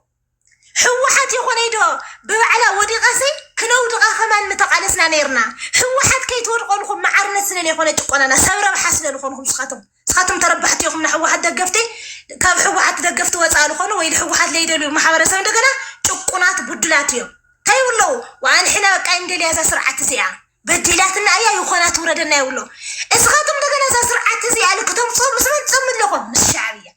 سلازي تقراوي معاري قدمي لا فيدرال منقست سر موالخا امريت تقراي لولو شقرخا مستقراوي كفيلخا تفتح فقادن يالي خون خاس سريا بلا بهاري يالو بقى زي اصل الولو حوحات هزي ايا قارياتهم نيرا بايزو قد حمشت معلتي فري بيت انت بيت نقريش نبرا مرجع بردو يسرزاتان كذا بالا ميمتا حساوي ينين المثال بيه نبرا كبلو يوم كوطلو يوم أنا حناسي مانقو قمعاري لعنوكم تواسعتي أفك اللاتين حوحات نير معنا تمالي حوحات للنورنا سبات لو مثل التغيرنا نحوحات مستر كتفنا مالت سباتي حوحات لعلمان نمسل أنا هنزا غيرها من تقان عبترتيرا يفلق مغلات دقافتاني رأيا أو وشتاني رأيا بصحنا قراي فلقاي أو تفعتها غتحوس دغي تأطفي غدا خسخلة حتى تدغي ممكن أنا نعك نقرأك لا تفاخوه كنقرأك بناح واحد بروباغندا أو ليه لحزب تقرأي اللي تخيل خوينات لحزبي حوحاتي ودبي حزبي كفلا لا تخالى حوحات مالت حزب تقرأي لا ولكم مصقعتها في آفي 3 عامات لفلي فوزي يحتني حوحات لا تخالى مجمريا مسحاتات لا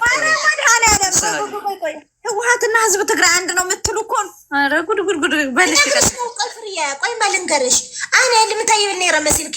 አነ ልተቃወም ህወሓት 2003 ዓመተ ምህረት እዩ ክናግረኪ ካው ላብ ቲክታክ ምስ መጻኹ አነ ታይለዮም ዋ እዚ በኤርትራ ሎ ጦርነት ሲ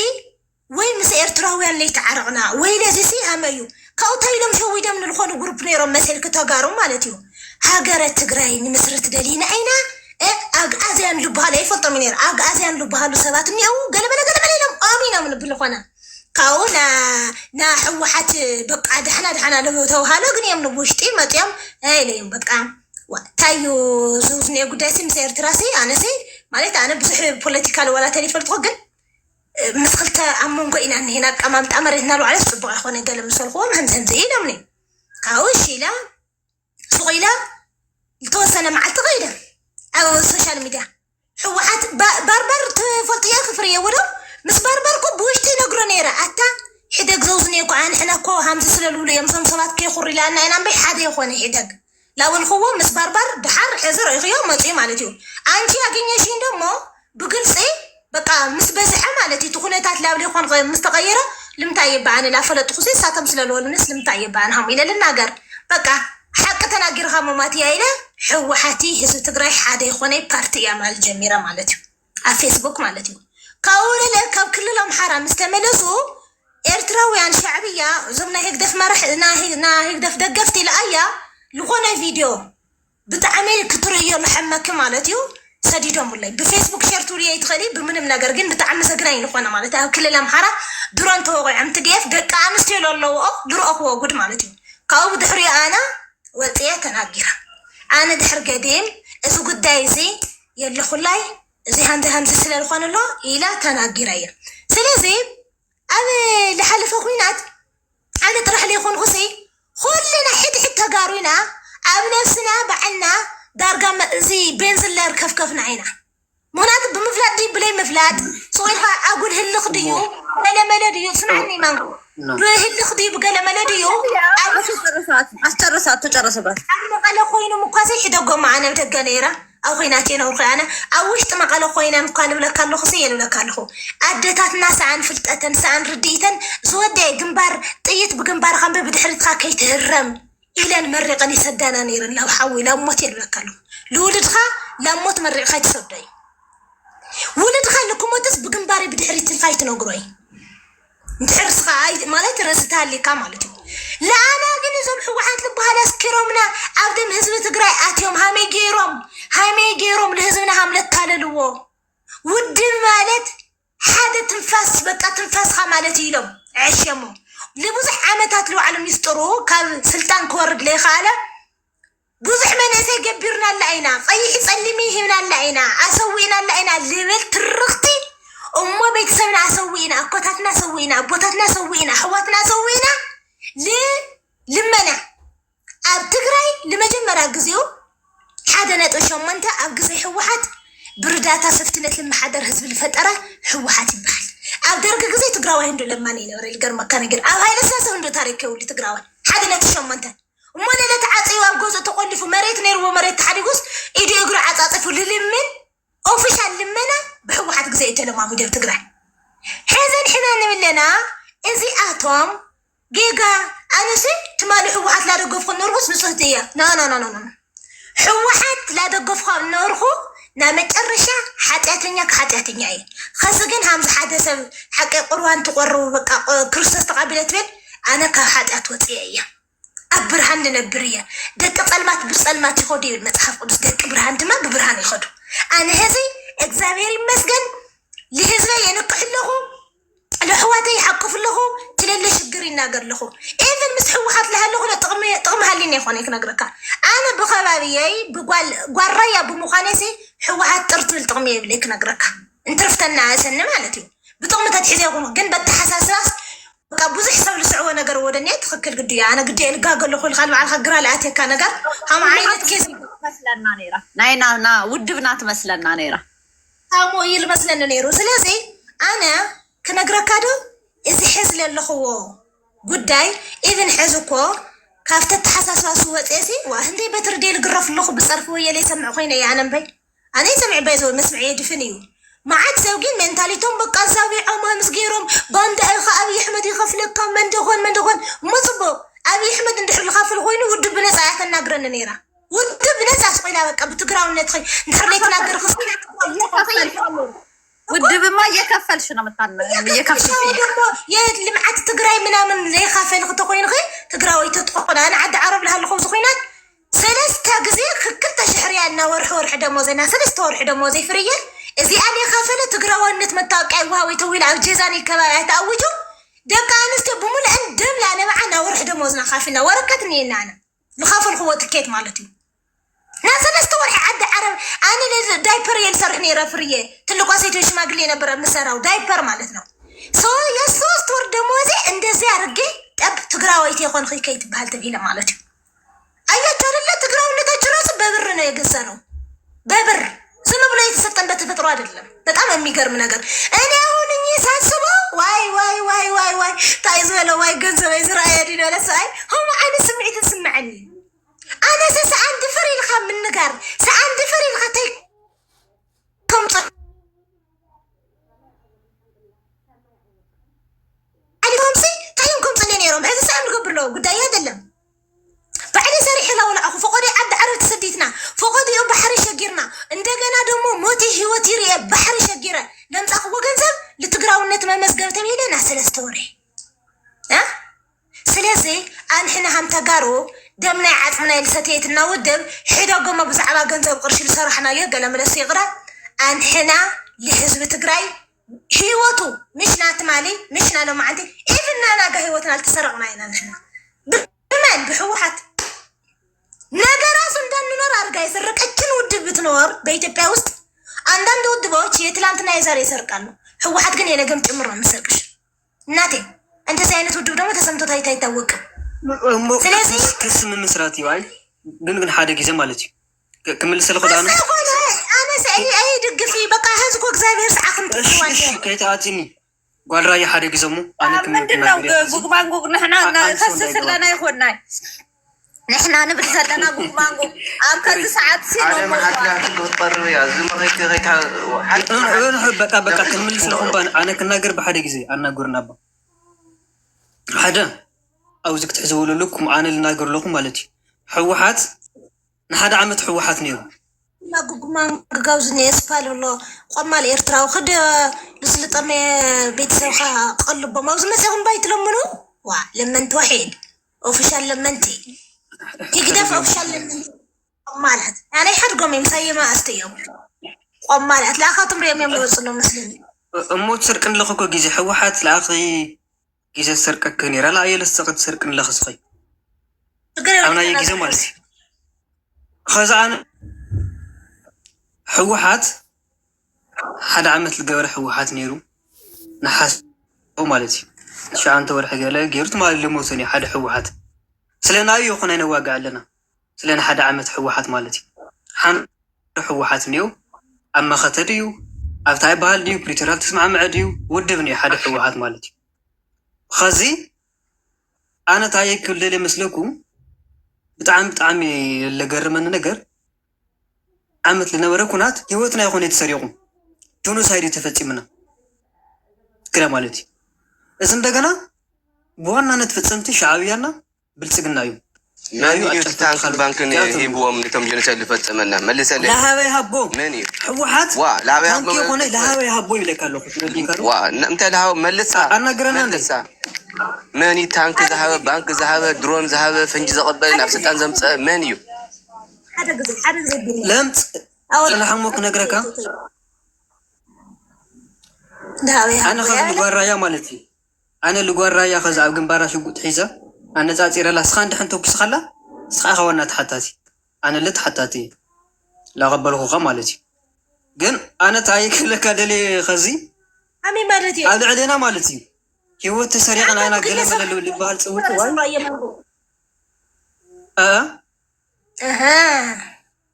ማንጎ ግለሰብ ማይትረዮ ግለሰብ ሳይትረዮ ብህዝቢ ረዮ ለህዝቢ ትግራይ ባንኪ ታንኪ ኣረኪቡ ትማሊ ዝኩላ መስዋዕቲ ከፊሉ መንግስትነት ለግናይ ህዝቢ ትግራይ ብቐላል ሃምዛ ገይሮ ዋ መስወሉ ኦሮሞ ደንጊፁ ባንኪን ታንኪ ኣረኪቡ መውቅዒ በትሪ ጭጉራፊ ሂቡ ልመፀሲ ሕወሓት እዩ ልዕሊ ብልፅግና ልዕሊ ህግደፍ ለኣና ፀላኢና ሕወሓት እዩ 4 ነጥብ እሱ ምናማ መሰል ክልኩም ኸልዩ ኣብ 4 ኪሎ ላብ መቐለ ተቀምዶም ኸዶም ኣንሕናሲ ሓደ ጊዜሙ ከዚ እኮ ብጣዕሚ ከቢድ ነገር ኮ እዚ ነገር እዚ ትናገሩ ኣለኹም ብጣዕሚ ማለት እዩ ምንድነው ንትትማሊ ጉግማንጉግ አንድ ደቂቃ ማንተ በጣም ይሁን ለምን ሆነሃል መሰለ አይጨርሰ የኢትዮጵያ መንግስት ያደረገው ነው የኤርትራ መንግስት ጀስቲፋይ እያደረገን አይደለም ጀስቲፋይ አይደረግም እንደዛ ነው ያደረጋቸዋል ህዝባችን ላይ የተደረገ ነገር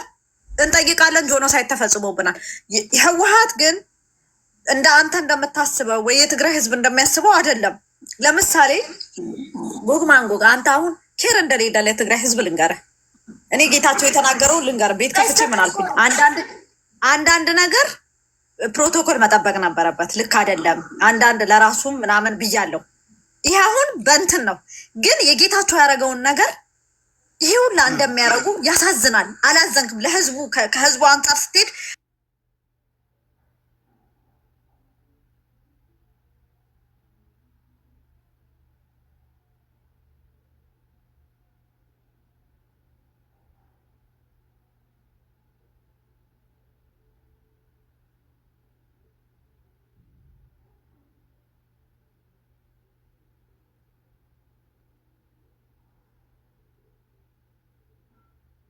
ብዙሕ ልምንጋር እኳ የኸብድ እዩ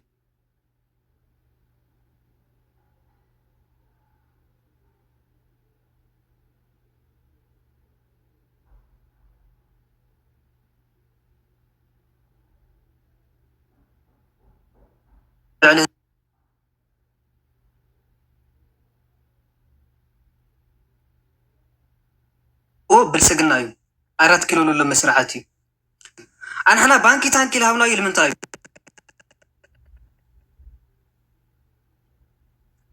السلاخي السلاخي كوني خلي بك اسخم قدس يغرغمون ياكم بالسجنا بك عامل تقرا جنوسايد سي منهم عينت عبركتهم لي يقولوا አትፎግር ጆኖሳይድ ፈጽሟል ትላለች ጓራያ ምን ሌባ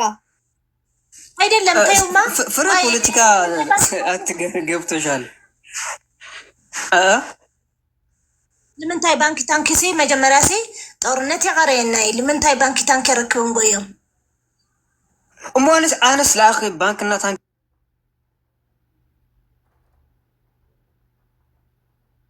كتبكس كترقنك مالت دي شوف لغننك مالت دي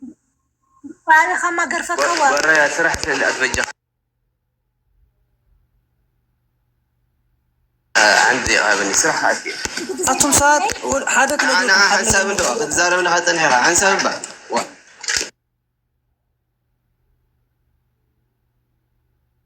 حنساب سمع أصحابك سمع لك بجيب مرتاح سمع عندي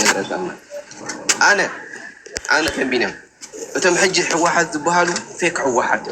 وتم أورجينال حواحات أو قبوتات تقرأي لهم تسويهم تفلت مالك وتم أورجينال حواحات مالك وتم أورجينال حواحات مسمور من تايرو حياة تقرأي تفلت يكونوا مزلوا بوتات دراوي حزبنا خيس الدل حزبنا كبلع كستي تقرأي كتمعبل كتحنبب كتبلتسك زيت مسمر ناي مسمر حواحات نيرو نزخ عواقا زخوفها تقرأي لهم مالك تردي خانديخا إذا كذي أمر إحنا زلوا مبزحت يوم فيك حواحات يوم معنا فيك ترى دخان እኔ ደግሞ የምታስቁኝ በገዛ ህወሓት የና አቦይ ስብሃት ናት ምንድነው የምታወሩ حسب فري عندي ጊዜ ልጨርስ በእናትህ ስራ ስለሚገባ ቆይ ስራ ስለሚገባ አንድ ደቂቃ ሂጂ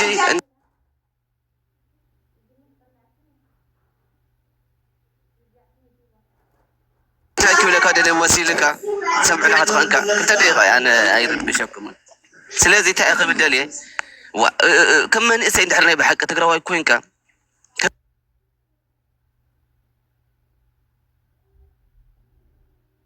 كم من اسا ما تردي عندها نزا فيك حب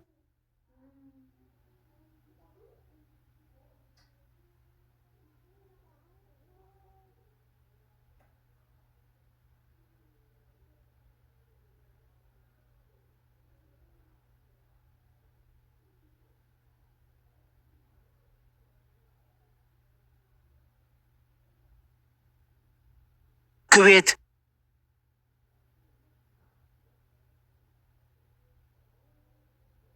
أب بزح عدتات أب على ليبيا أب على أوروبا أب ديسا كم دق زاقر حزبنا فحبتني لزولو نز انت حقا بحق تقرأ هونك بخمي مورال نزا خدع زيا نزا تألم زيا نزا تألمت نبوت أتال تألمت نسدرا سوال تألمت هزبان تألمت كدع إسرائيل شو عتن عمت ملوكو أبديسا كوفيلا كاب سلطانة غيتو قحف مع ناي مع أنكور ناي محاراي ناي أورومينيات تحاتسن يراو انتا يحشوكم بابور يحشوكم يونيفرسيتي يحشوكم كافتا سلطان كافتا أرات كيلو نغيتو قحف حالات لهم يكونوا تيغا نغيتو قحف ناي مع أنكور تحاتسن يرا زحات أويت مادي حجي أنا عدها له حاتسن مع أنكور ولا مادي نزي بخمية تدقفا بخمية تدقفا وا حد تقراوا يجازا ملأكم من زمساتنا ناي بحق حوحات anyway أب تقرأ تم ناي بحقي تم أورجال حوحات 10 عامت ملو التقالسوا نسواتهم أو قبوتات تقرأ له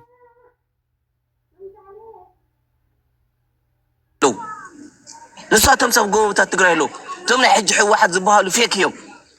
أب على أوروبا أمريكا ببليون دولارات زقمته تقرأوا يتأدخ أتولع سئنا ولا داسئنا دقاسئنا بنوعات أدى بنوعات أنت عويرو كدسكي بتاع هجرسب تقراي كيفا سمعنا حموشن كم يتكبر سمنا كو أب هجرسب كوين يكو ولا سئنو دقس إنو جلس إنو أيا يكون أدى تقول بنوعات نانوعو للطورم سئنو بخمين زود بزيات أنا ما تشاويهم ويهم زيهم تشاويتي فيك حوحاتهم ورجال حوحات اللغة بعد حيلهم اللغة معت اللغة بعد أشي جور البالو اللغة معت جاكان اللغة مالتي سلازي كتحفري زلك ما قلت بهال مالتي ትግራይ ከዓ ካብ ልቡ ተፊእዋ እዩ ፀሊእዋ እዩ ዓኹን ትፊልዋ እዩ ትግራዋይ ተኣድስ መሬት ናጣቃዕትያ ትረግማ ነዛ ፊክ ሕወሓት ማለት እዩ ክትሓፍሪ ዘለካ የቆቅ መረቅዋን ያለቀላት ሓንቲ ግዛዕምዛዕ ዝኾነት ነዚኣ ብኸመይ ከትድግፋ ዋ እስኪ ኣብ ኮሜንት ኣነ እንድዒ እስኪ ኮሜንት ፀሓፉ ነቲ ሓሳብ እስኪ ይርአዮ እስኪ ትመንእሰይ እስኪ ንሕወሓት ትግራዋይ ኮይንካ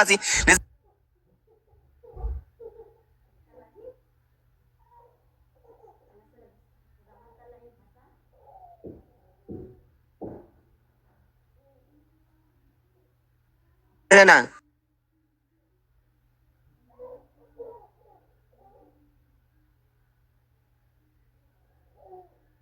نعو حواحت نعو بزعبه هلو كنتاتنا حبيرنا نزا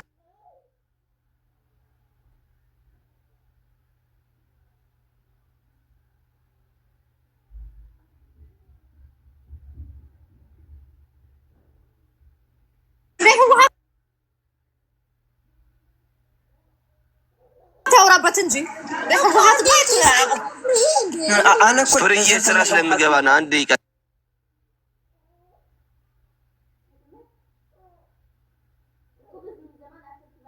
اللي جرسوا إنه ما جوك نقرك أنا نعرف يسأل كان أتحسس باقين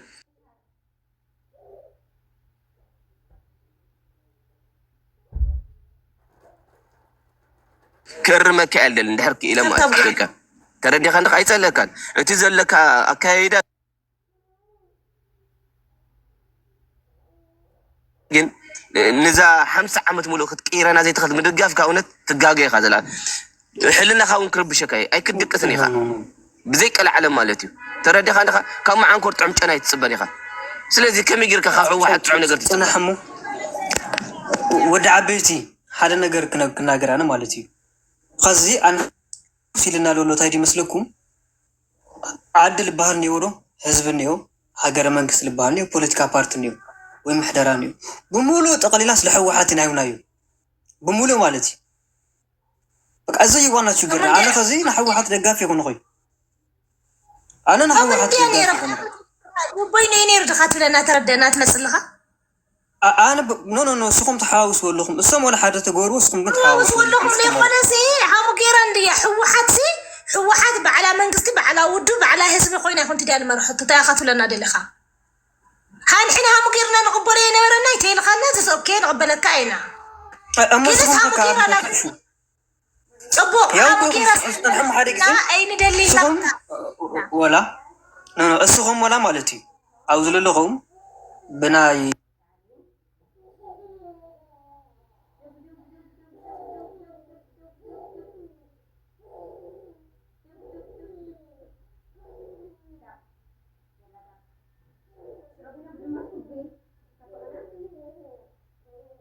ما يقوم كيدو الله خلي يصل حوحات يا سلطان هي وخم ما سلط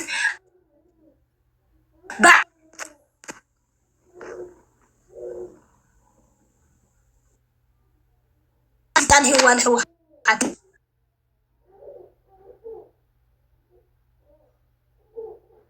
بنالو تطب غور جايز تايتو لخي غورا كان لخصي حوحات دي بعلا حوحات دي بعلا لين ورغيرا نا منغستي نا بارتي نا حزبي كل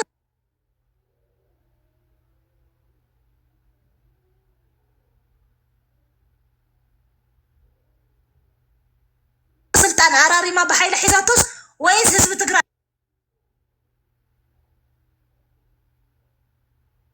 اي بفقادو كل سلطان لحوحات هو السو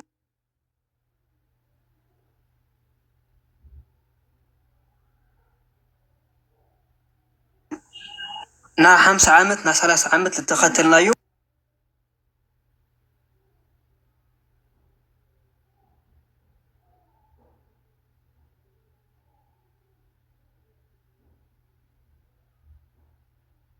إذا أفريقيا أنا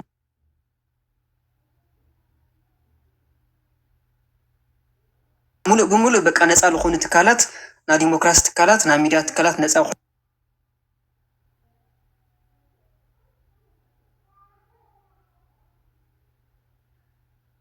خيرهم ህዝቡ አልሐምዱሊላህ ይልንቀሳቀሰሉ ሓደ 30 ዓመት ኢና ጌርና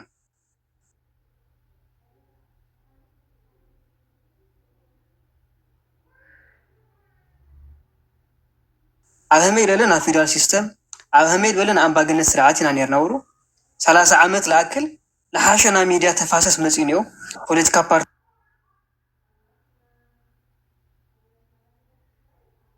ተመስሪቶም ኣለዉ 100 ዓመት ኣያኽለና ዲሞክራሲ ክንለማመድ ከዚ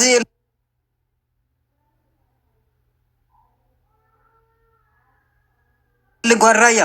ካልኦትኩም ና ዲሞክራሲ ሽታ ሒዝኩም ኣለኹም ኣባኹም ሲ እዚ ዲሞክራሲ ኣነ ይብሉይ ምስ ዲሞክራሲ ለስላና ኣይድልየና ኣነ ቡየላም about democracy, it's about Luna. Are you serious? ኣይድልየና ዲሞክራሲ ዋ Don't worry about democracy. The ፍትህ ምናምን ቀጥሎ እንጠይቃለን። አሁን ስለ ህልውና ነው የተጨነቀን። ህልውና መኖራችሁ እንዴ? ቆይ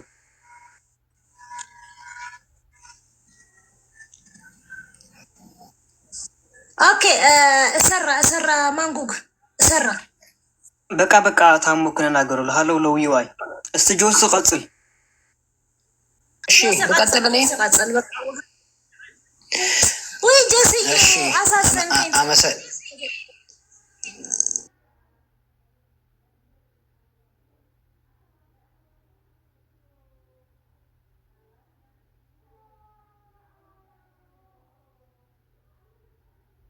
ሀምሳ ዓመት የትግራይን ህዝብ ያገለገለ ድርጅት 50 ዓመት የትግራይ ህዝብ አካል የሆነ ድርጅት ኦቨርናይት ተነስቶ በአንድ ዓመት ከምናምን ውስጥ ትጥፋ ትሙት ትገልበጥ ብሎ ማድረግ ለትግራይ ቀውስ አይፈጥርም ወይ? ኢህአዴግ እንኳን ቶሎ አታፍርሱት ብልጽግና እንኳን በአንድ ኢህአዴግን እንዳላፈረሰም እኮ ይፍረስ አለ። በስቴፕ በስቴፕ ነው ሄደው በአንድ የተነስቶ ህወሓት ሂድ ማለት ትግራይ ከዛስ ምንድን ነው የሚሆነው? የትግራይን ፖለቲካ በምን አይነት መንገድ ነው የሚመራው? ለዛስ ብቁ ፖለቲካ ፓርቲ ያለው የትግራይ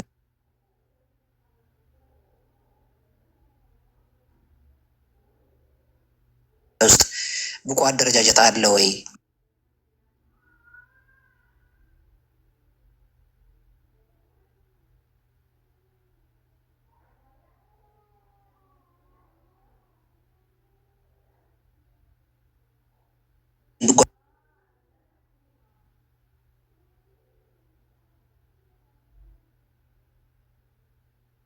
ራያ ተቃወመሽ ብሎ ተከትሎ የሚቃወም አለ። ጆሲ ደግፈ ብሎ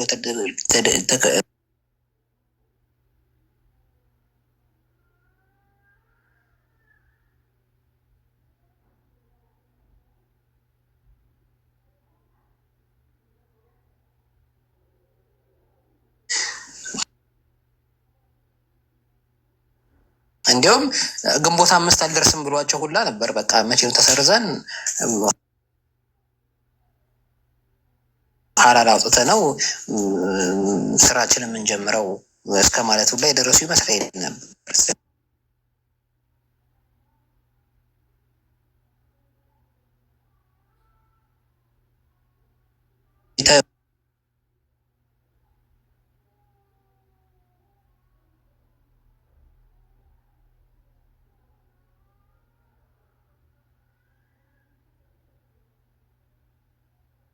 ወደ ቦታው እንዲመለስ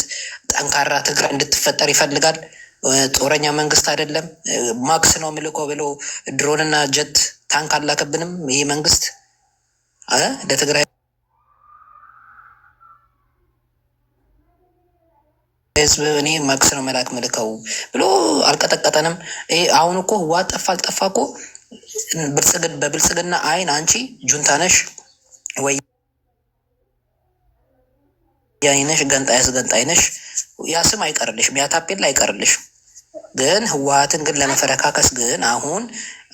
ኖ ልጨርስ ህወሓትን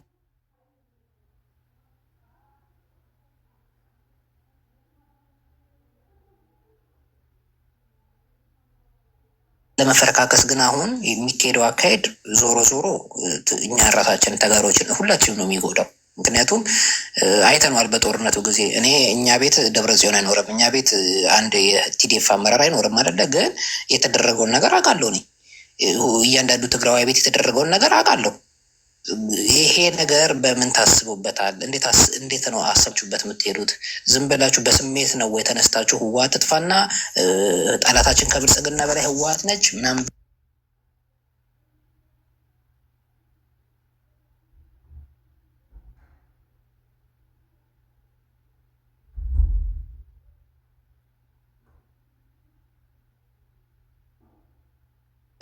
ህወሓት ዝም ብሎ በአንድ ውድቅት ላይ ተነስቶ ትጥፋ ማለት መዘዙ ብዙ ነው። ምን አስታስቡበት ነው? ምን ተይዞ ነው እንደዛ የሚባለው? ንገሩንና እንቀላቀልኛም። እኔ ልንገርህ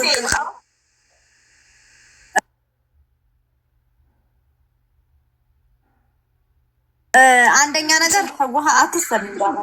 ህወሓት ራሱ ነው እጠፋለሁ ያለው። የትግራይ ህዝብማ አጠፋም ብሎ ተሰዋለት፣ ታገለለት። የትግራይ ህዝብ ማንም አይነካህም ብሎ ልጆቹን ሰጠ። ምኑ ቅጡ ገንዘባችንን ሰጠን። እዚህ ሀገር ያለን ዲያስፖራ ሰላማዊ ሰልፍ ወጣንለት። ያልሆነው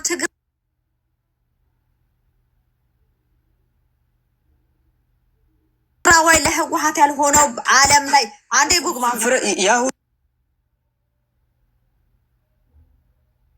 ሁሉ መስዋዕትነት ለህወሓት ነበር። አንዴ ጉግማን ጉግሚት ሚት አንዴ ሚት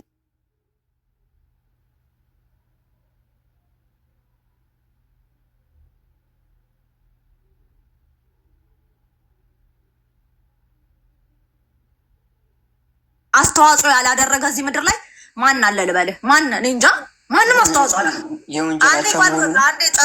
አንዴ ልጨርስበት ነምበር ዋን ይላችሁ ዩኪፕ ሳይን ማለት ነው። ህወሓት አይጠፋም ትላላችሁ። አይጥፋ ሰጥ ይበል። ህወሓት እኮ ራሴ ነው ካልጠፋው እያለ ያለው ራሱ ነው። ሶሳይድ እንትኑ ላይ መርዝ ጠጥቶ እየተንፈራፈረ ያለው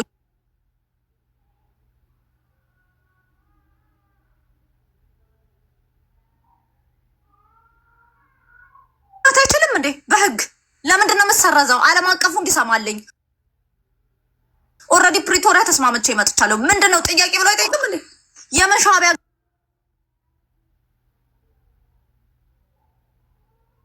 ሄዶ መወሸቅ ነው እንደ አሸባሪ። እራሱን አሸባሪ ነኝ የሚል ያለው እኛ ምን እናደርገው?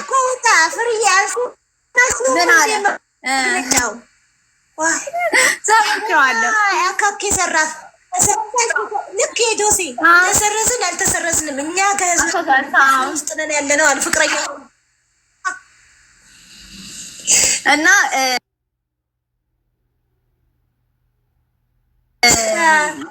ታይመስ ደኩም ደቃ ዓደይ እስኻት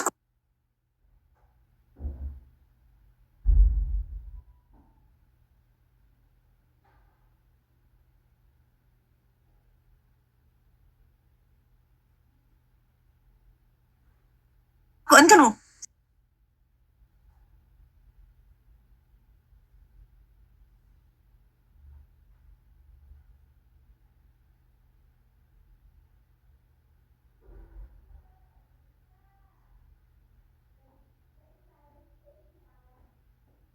بين ترقي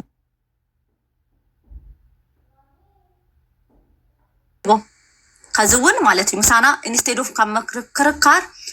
هو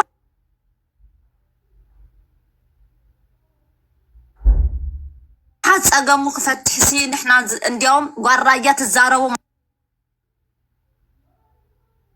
ማዓልታዊ ወይ አነ ንህወሓት ይጠቅም ካባኻ መፂኻ ገደል እየገባ እያያችሁት ፕሮቴክት የምታደርጉት ማለት ነው። ቀጥሎ የኢትዮጵያ መንግስት ጦርነት ይፈልጋል። ከኤርትራ መንግስት ጋር ጦርነት ይፈልጋል።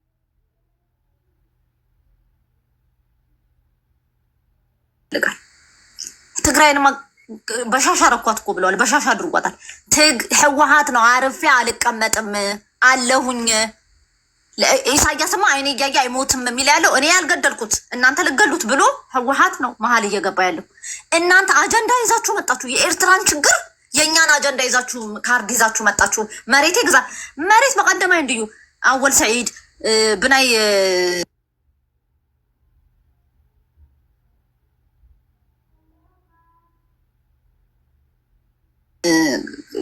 ማን ነው ማነው ስሙ በእናትሽ የአፄ ዮሐንስ ልጅ መንገሻ ስዩም መንገሻ ስዩም ዘላሪ ጅንጌርና ያኢና ዝብል ዝኹር ዓልኩም ዘለኮ ሕወሓት ህግደፍ እኮ እዩ መሬትና ክንስርንኮ ህግደፍ 70-50% ተጫውቷል። ናበይ ኹም ትኸዱ ዘለኹም ኢትዮጵያ መንግስትማ ስልጣኑ እዩ ዝደሊ ኢትዮጵያ መንግስት ጨካን እዩ የስ ጨካን እዩ ግምስ ኢትዮጵያ መንግስቲ ዓለም ማእኸል አትዩ የደራድረናሎ ብኡይና ክንውድእ ዘለና እስኻትኩም ግን ኖ ኤርትራ ካብቲ ዋጋ ንሕና ትግራይ ንዋጋ ትብለኹም ንሕና ድማ ኖ ንብለኩም ኣለና ጉግ ማንጉግ ኣብቲ ላይፍ ጆኖሳይድ ካርድ ሒዝኩም ትመፁ ዘለኹም መሪሕኹም እኮ እዩ ጆኖሳይድ ከም ኣይተገበረን ዓይነት ነገር 600 ሰብ ይሞተን ንዓይ ምፅላም እዩ ዝበለ ጌታቸውማ ሞትና ሕማቅና ብጣዕሚ ይሕዝኖ 10 ግዜ ይዛረበሉ ዘሎ ዳሕወሓት ግን ወርቂ ትለቕሙለኹም ምስር ትጻልእዎ ኣለኹም ምስ ሻዕብያት ሱዳን ከይድኩም ትሽኮረመማላችሁ ጫጉላ ሸረሸረ እኮ ነው የሆናችሁት ከሻዕቢያ ጋር አንዴ እንትን እያላችሁ ዳሕወሓት ሲ ታይ ጠገለለኩም ታይ ተዛሪብና ክንውድኡ ዲና ደሞ ማለት እዩ ደሞ ጉግ ማንጉግ ዩ አክት ላይክ ሕወሓት ሲ ፖለቲካ ከም ዘለዎ 100 ዓመት የተሸነፉ ወይ 100 መዓልተ ተሃልዩ የደብረ ጽዮን ፊት ያስታውቃል 100 ቀን አይኖርም ራሱም ዞሮበታል እኛ ምን እናደርገው ታይ ንግበሩ ሕወሓት ሲ ፖለቲካ ይኽእል ፕሮፓጋንዳ ይኽእል ሕወሓት አዩ ዝኽእል ህዝብ ምጥፋ ደሞ ያኽለና ንሕና እንዴ ከዝውን ኣብ ናይ ጦርነት ናይ ኢትዮ ኤርትራ ጦርነት አትዩ ህዝብ ከውድ የተቆላ ያለው ሕወሓት ነው ምን አገባው ስለ ሻዕቢያ ይመታም ብሎ የሚንፈራፈር ያለው ምን ሆኖ ነው ለምን እስቲ አጠይቁልንም ተጋሩ እንደው ጠይቁልን እኮ ህግደፍ ወይ ፍቅረኛው ሆነ ሄዶ ሳልህ ይኑር እንዴ ኤርትራ እኮ ትልቅ ናት ትግራይ ሙሉ ህዝብ ትይዛለች እግዚአብሔርና መልሽ ትልቅ ናት ትግራይ ሙሉ ህዝብ እንኳን ሕወሓትን የትግራይን ህዝብ ትይችላለች ይሄዱልን እናንተ the only worry የምታደርጉት በትግራይ ኤርትራ አትዋጋም ለምንድን ነው እንደዚህ የምትሉ ስትላቸው አንቺ ኤርትራን ትግራይ ጦርነት እንዲደረግ ትፈልጋላችሁ እናንተ ደግሞ ጭራሽ የምትፈልጉት ትግራይ ላይ ጦርነት እንዲደረግ ነው የምትፈልጉት ትግራይ ላይ ጦርነት አይደረግም እናንተ ከነዘመዶቻችሁ ተሰብስባችሁ ወደ ሳለሃ በረሃ ካውይኹም ተፈጥርኩም ባይዛው ደደቢት ይባሃል ደደቢት የተፈጠሩት ሳህል ክነግረክ ይባራያ ናይ ሕወሓት ሂስትሪ ኣብ ጾረና ኣብ ክስታዩ ኣብ ኤርትራ መሬት እዩ ነይሩ ካኡ እዩ ናብ ደደቢት ምናምን ንዓና አጣቢቅኩም ኖ ሕወሓት ኤርትራ ነፃ አውጪ ድርጅት ተወካሊ ኣብ ትግራይ ሕወሓት ናይ ኤርትራ ነፃ አውጪ ድርጅት እዩ ይኸይድ ገንዘቡ የሚሰብስቡልና ንሕና ኢሳያስ ማለት ነው ፑቲን ኢሳያስን የምንጠይቀው ወደ ዓድና ማለት እዩ ወደ ተንቤን ይባሃልሞ ሰብስበልና ንብረትካ ሰብስበልና ንሕና ይንኽእሎሚ ምሳኻ ይሙቱ ንብለና ፕሊዝ ንሕና ሞት ያኽለና ካኡ ፖለቲካ ከም ዘለኩም መጽኹም ማለት ፖለቲከኛታት you guys don't know ፖለቲካ ሕወሓት አበይ ፖለቲካ ትፈልጥ ፖለቲካ መፈለጠት እኮ ካብ ብባዓት ተንቤን አይምተረኸበትኝ ካብ ክስታይ ጓራ ያየሽ እኮ ታይፍ ናይ ዓለም መንግስትታት ሲ ካብ አዲስ አበባ ከባረሩ ተለው ናይ ዓለም መንግስታት ኢትዮጵያ ኔሽን ናይ አፍሪካ ዩኒየን ዌስተርን ኩሎም ዘለውዎ ሰኪሪቲ ይተሓለወለይ ስልጣን ከርክብያ ኢኮኖሚ ሰኪሪቲ ይተሓለወለይ ናይ አባላታይ ሰኪሪቲ ይተሓለወለይ ጦርነት ዝበሃል ወላ እስር ከማን ሓደ አባላታይ ከእሰር ኢልኪ ሰኪሪቲ ከሕልክኮ ናብ ትግራይ ይመለሱ ይኽእሉ ነይሮም እሳቶም ግን እየሮጡ ማለት ነው ትግራይ ነው የተገኙት እየሮጡ በእንትን ነው ሄዱታሉ በእግራቸው ነው የጠፉታሉ በአፋር አድርገው በአማራ ሪጅንም አይደለም ሄዱታሉ በአፋር አድርገው እየሮጡ ትግራይ አዲስ አበባ እሳት እንዳይለኩሱ አዲስ አበባ ከይልኩስ ሲለው ማለት እዩ አዲስ አበባ ከይዋጉ ይለው ትግራይ መጽኦም ዘዋጉና ካም ቲፒኤልኤፍ ጨካናት ንህዝብ ትግራይ ዘይሐስብ ዓለም ሼም ናይኹም ሼም ክንዛረብ ተለና ብጣዕሚ እዩ ዝገርመና ብጣዕሚ ኤኒዌይ ጓል ራያየሽ ቴንክ ዩ ጉግ ማንጉግ ግን ስነ ስርዓት ግበር ስኻ ተቃዋሚ መስልካ ደጋፊ ይትኩን ስነ ስርዓት ሞትና ይሕዝነካ እናመሰግናለን ፍሪ እኛ እንግዲህ ዛሬ ስለ ሕወሓት ማውራት ወልራያቸዋል አንተ ጊዜ ክዛረም ዋይ አክም ሰባት ስለዚህ እኛ ስለ ህወሓት ስንናገር ካሁን በኋላ ህወሓት የሞተ ሰው አይወቀስም ይባላል በአማርኛም። ሰው እኛ ስለ ህዝባችን ማውራት ያለብን ነገር አሁን እኛ ተጋሩ እንደ ኢትዮጵያውያን በኤርትራና በኢትዮጵያ ለሚፈጠረው ጦርነት እኛ አያገባንም። ተጋሩ በኢትዮጵያ ውስጥ ያሉ ተጋሩ እንደ ያለፈው ጦርነት በትግራዋይነታቸው ተሳቀው እንዲኖሩ ሳይሆን እንደ ኢትዮጵያዊነታቸው ኮርተው እንደማንኛው ኢትዮጵያዊ ሰርቶ መውጣትና መግባት እንዲችሉ በዚህ አጋጣሚ ለፌዴራል መንግስት ጥሪያችን እናቀርባለን ማለት ነው። ከዚህ በተረፈ ግን ስለ ፌዴራል መንግስትና ስለ ኤርትራ እኔ በዚህ ሀሳብም የለኝም ጉዳይም አይደለም። ሲፈልጉ ይዋጉ፣ ሲፈልጉ ይደራደሩ፣ ሲፈልጉ ታረቁ፣ የራሳቸው አስተሳሰብ እስካላቸው ድረስ ማለት ነው። እኛ እንደተጋሩ ግን ኢትዮጵያዊ ነን። ከአሁን በፊት ለነበረው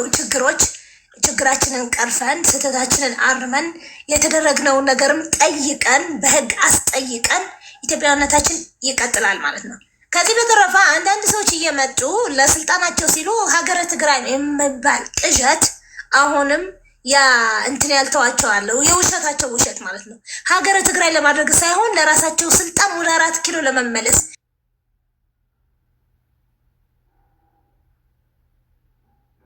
100 ዓመትም አትመለሱ። ምክንያት ከአሁን በፊት የተመለሳችሁትን አመላለስ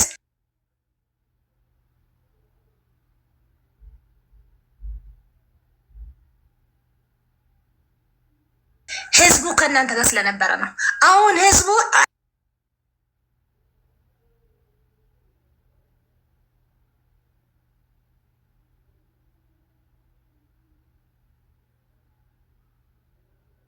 عليكم يوم اتي قد محزل لحنتي قرية وقر وجرات نير التناقرت يا اخي ابي يعني اكره ما يدلزق والعسى اي صورة قاد مالتي قدمي شو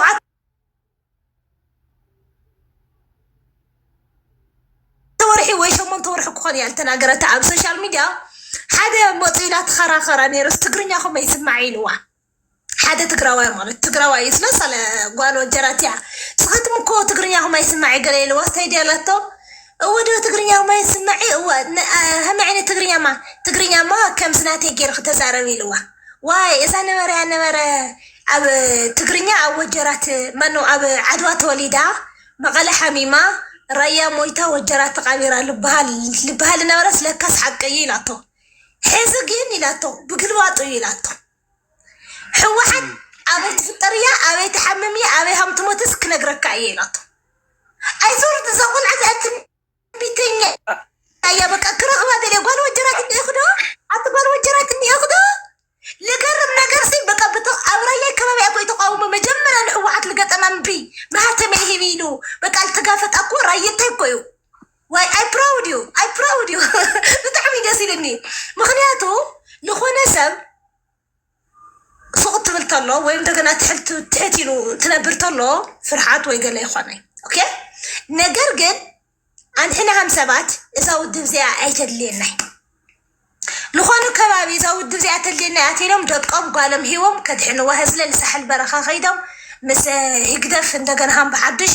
ለለዋ ለይብላ ተምሂሮም ፍርዬ እንግዲህ አስቤው ከ50 ዓመት በፊት ለለዋ ለይብላ ተምሮን የመጡት አሁን ምን ሊማሩ ነው? ምክንያቱ ይግደፍ ራሱ ምንም አፕዴት ያደርገው ነገር የለውም። ከጨርቅነት አላለፈም። አሁንም ደግሞ በጨርቅ ነው የሚያስተምራቸው። ድጋሚ እንኳን ወደ ሳህል ቢሄዱ ነው የምልሽ። በጣም የሚገርመኝ ነገር እሱ ነው። ምክንያት ቴክኖሎጂ አልገባም። ኤርትራ ላይ ምንም ነገር የለም።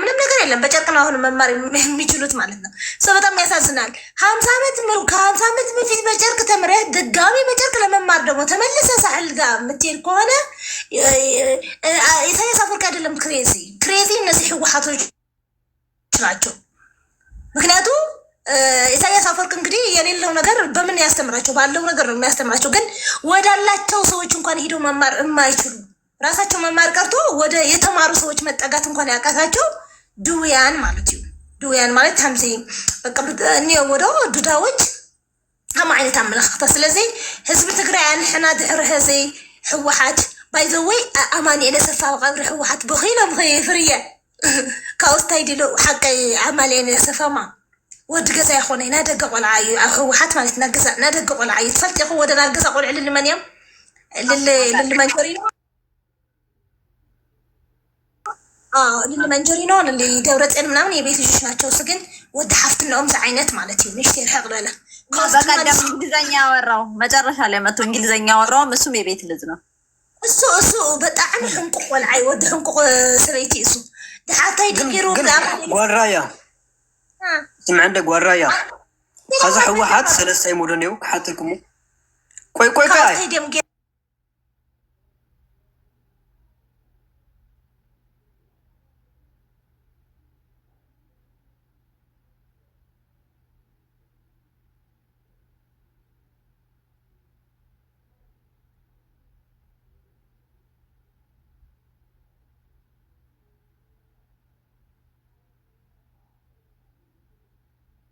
خير أفحص كلرينا الخنينا ليش خمنا بلي مع التنقاتل وزن صيت زيني لو ما يتهيأ زين براسوسي نقولي لك ساتشو سياسة سياسة نقول وتاي لا من يقول يا كوس بقى قريب من أول نورق ولا عيل نقولني أنا أول نورق አብይን ያለማድነቅ ይቻላል። ብንጠላውም ጆኖሳይድ ፈጽሞብናል ምናምን በድሎናል። እንደገና እንደዚህ ጋር ያይነማ አለማድነቅ ይቻላል። ከትግራይ ህዝብ ጭንቅላት እኮ ነው ያስወጣቸው። ከትግራይ ህዝብ ጭንቅላት ወይ አንሕናማ አብዚ አይከይስና አብይ በቃ ህወሓት ሃምስ ገይሩ ስቆይለ ሃምታ ገይሩ እንት ብለበለና በስማም እፎይ የቢልና ወይ እፎይ ተበለደው ጓሌ 50 ዓመት መመላእተ ታውቅና ትዳ بسمع ولا فس قدس 5 عمد أين حوحات تسري زقن ناقيت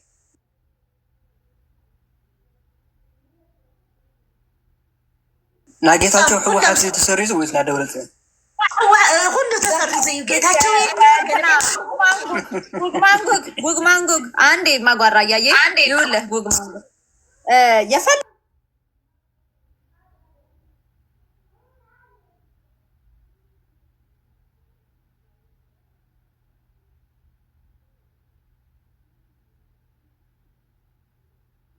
ክስረት እንዳይመስለ ለድርጅቷ ለብልጽግና አራ ይውልህ ጉግ ማንጉግ ኖ የተሰረዘው ህወሓት የአንድ አመት ህወሓት የ50 ዓመት ህወሓት አልተሰረዘም። አንተ ደግሞ ይሄንን የቅራቅንቦ የነ ሞንጆሪኖን ስታይል የትም አያደርሳችሁ።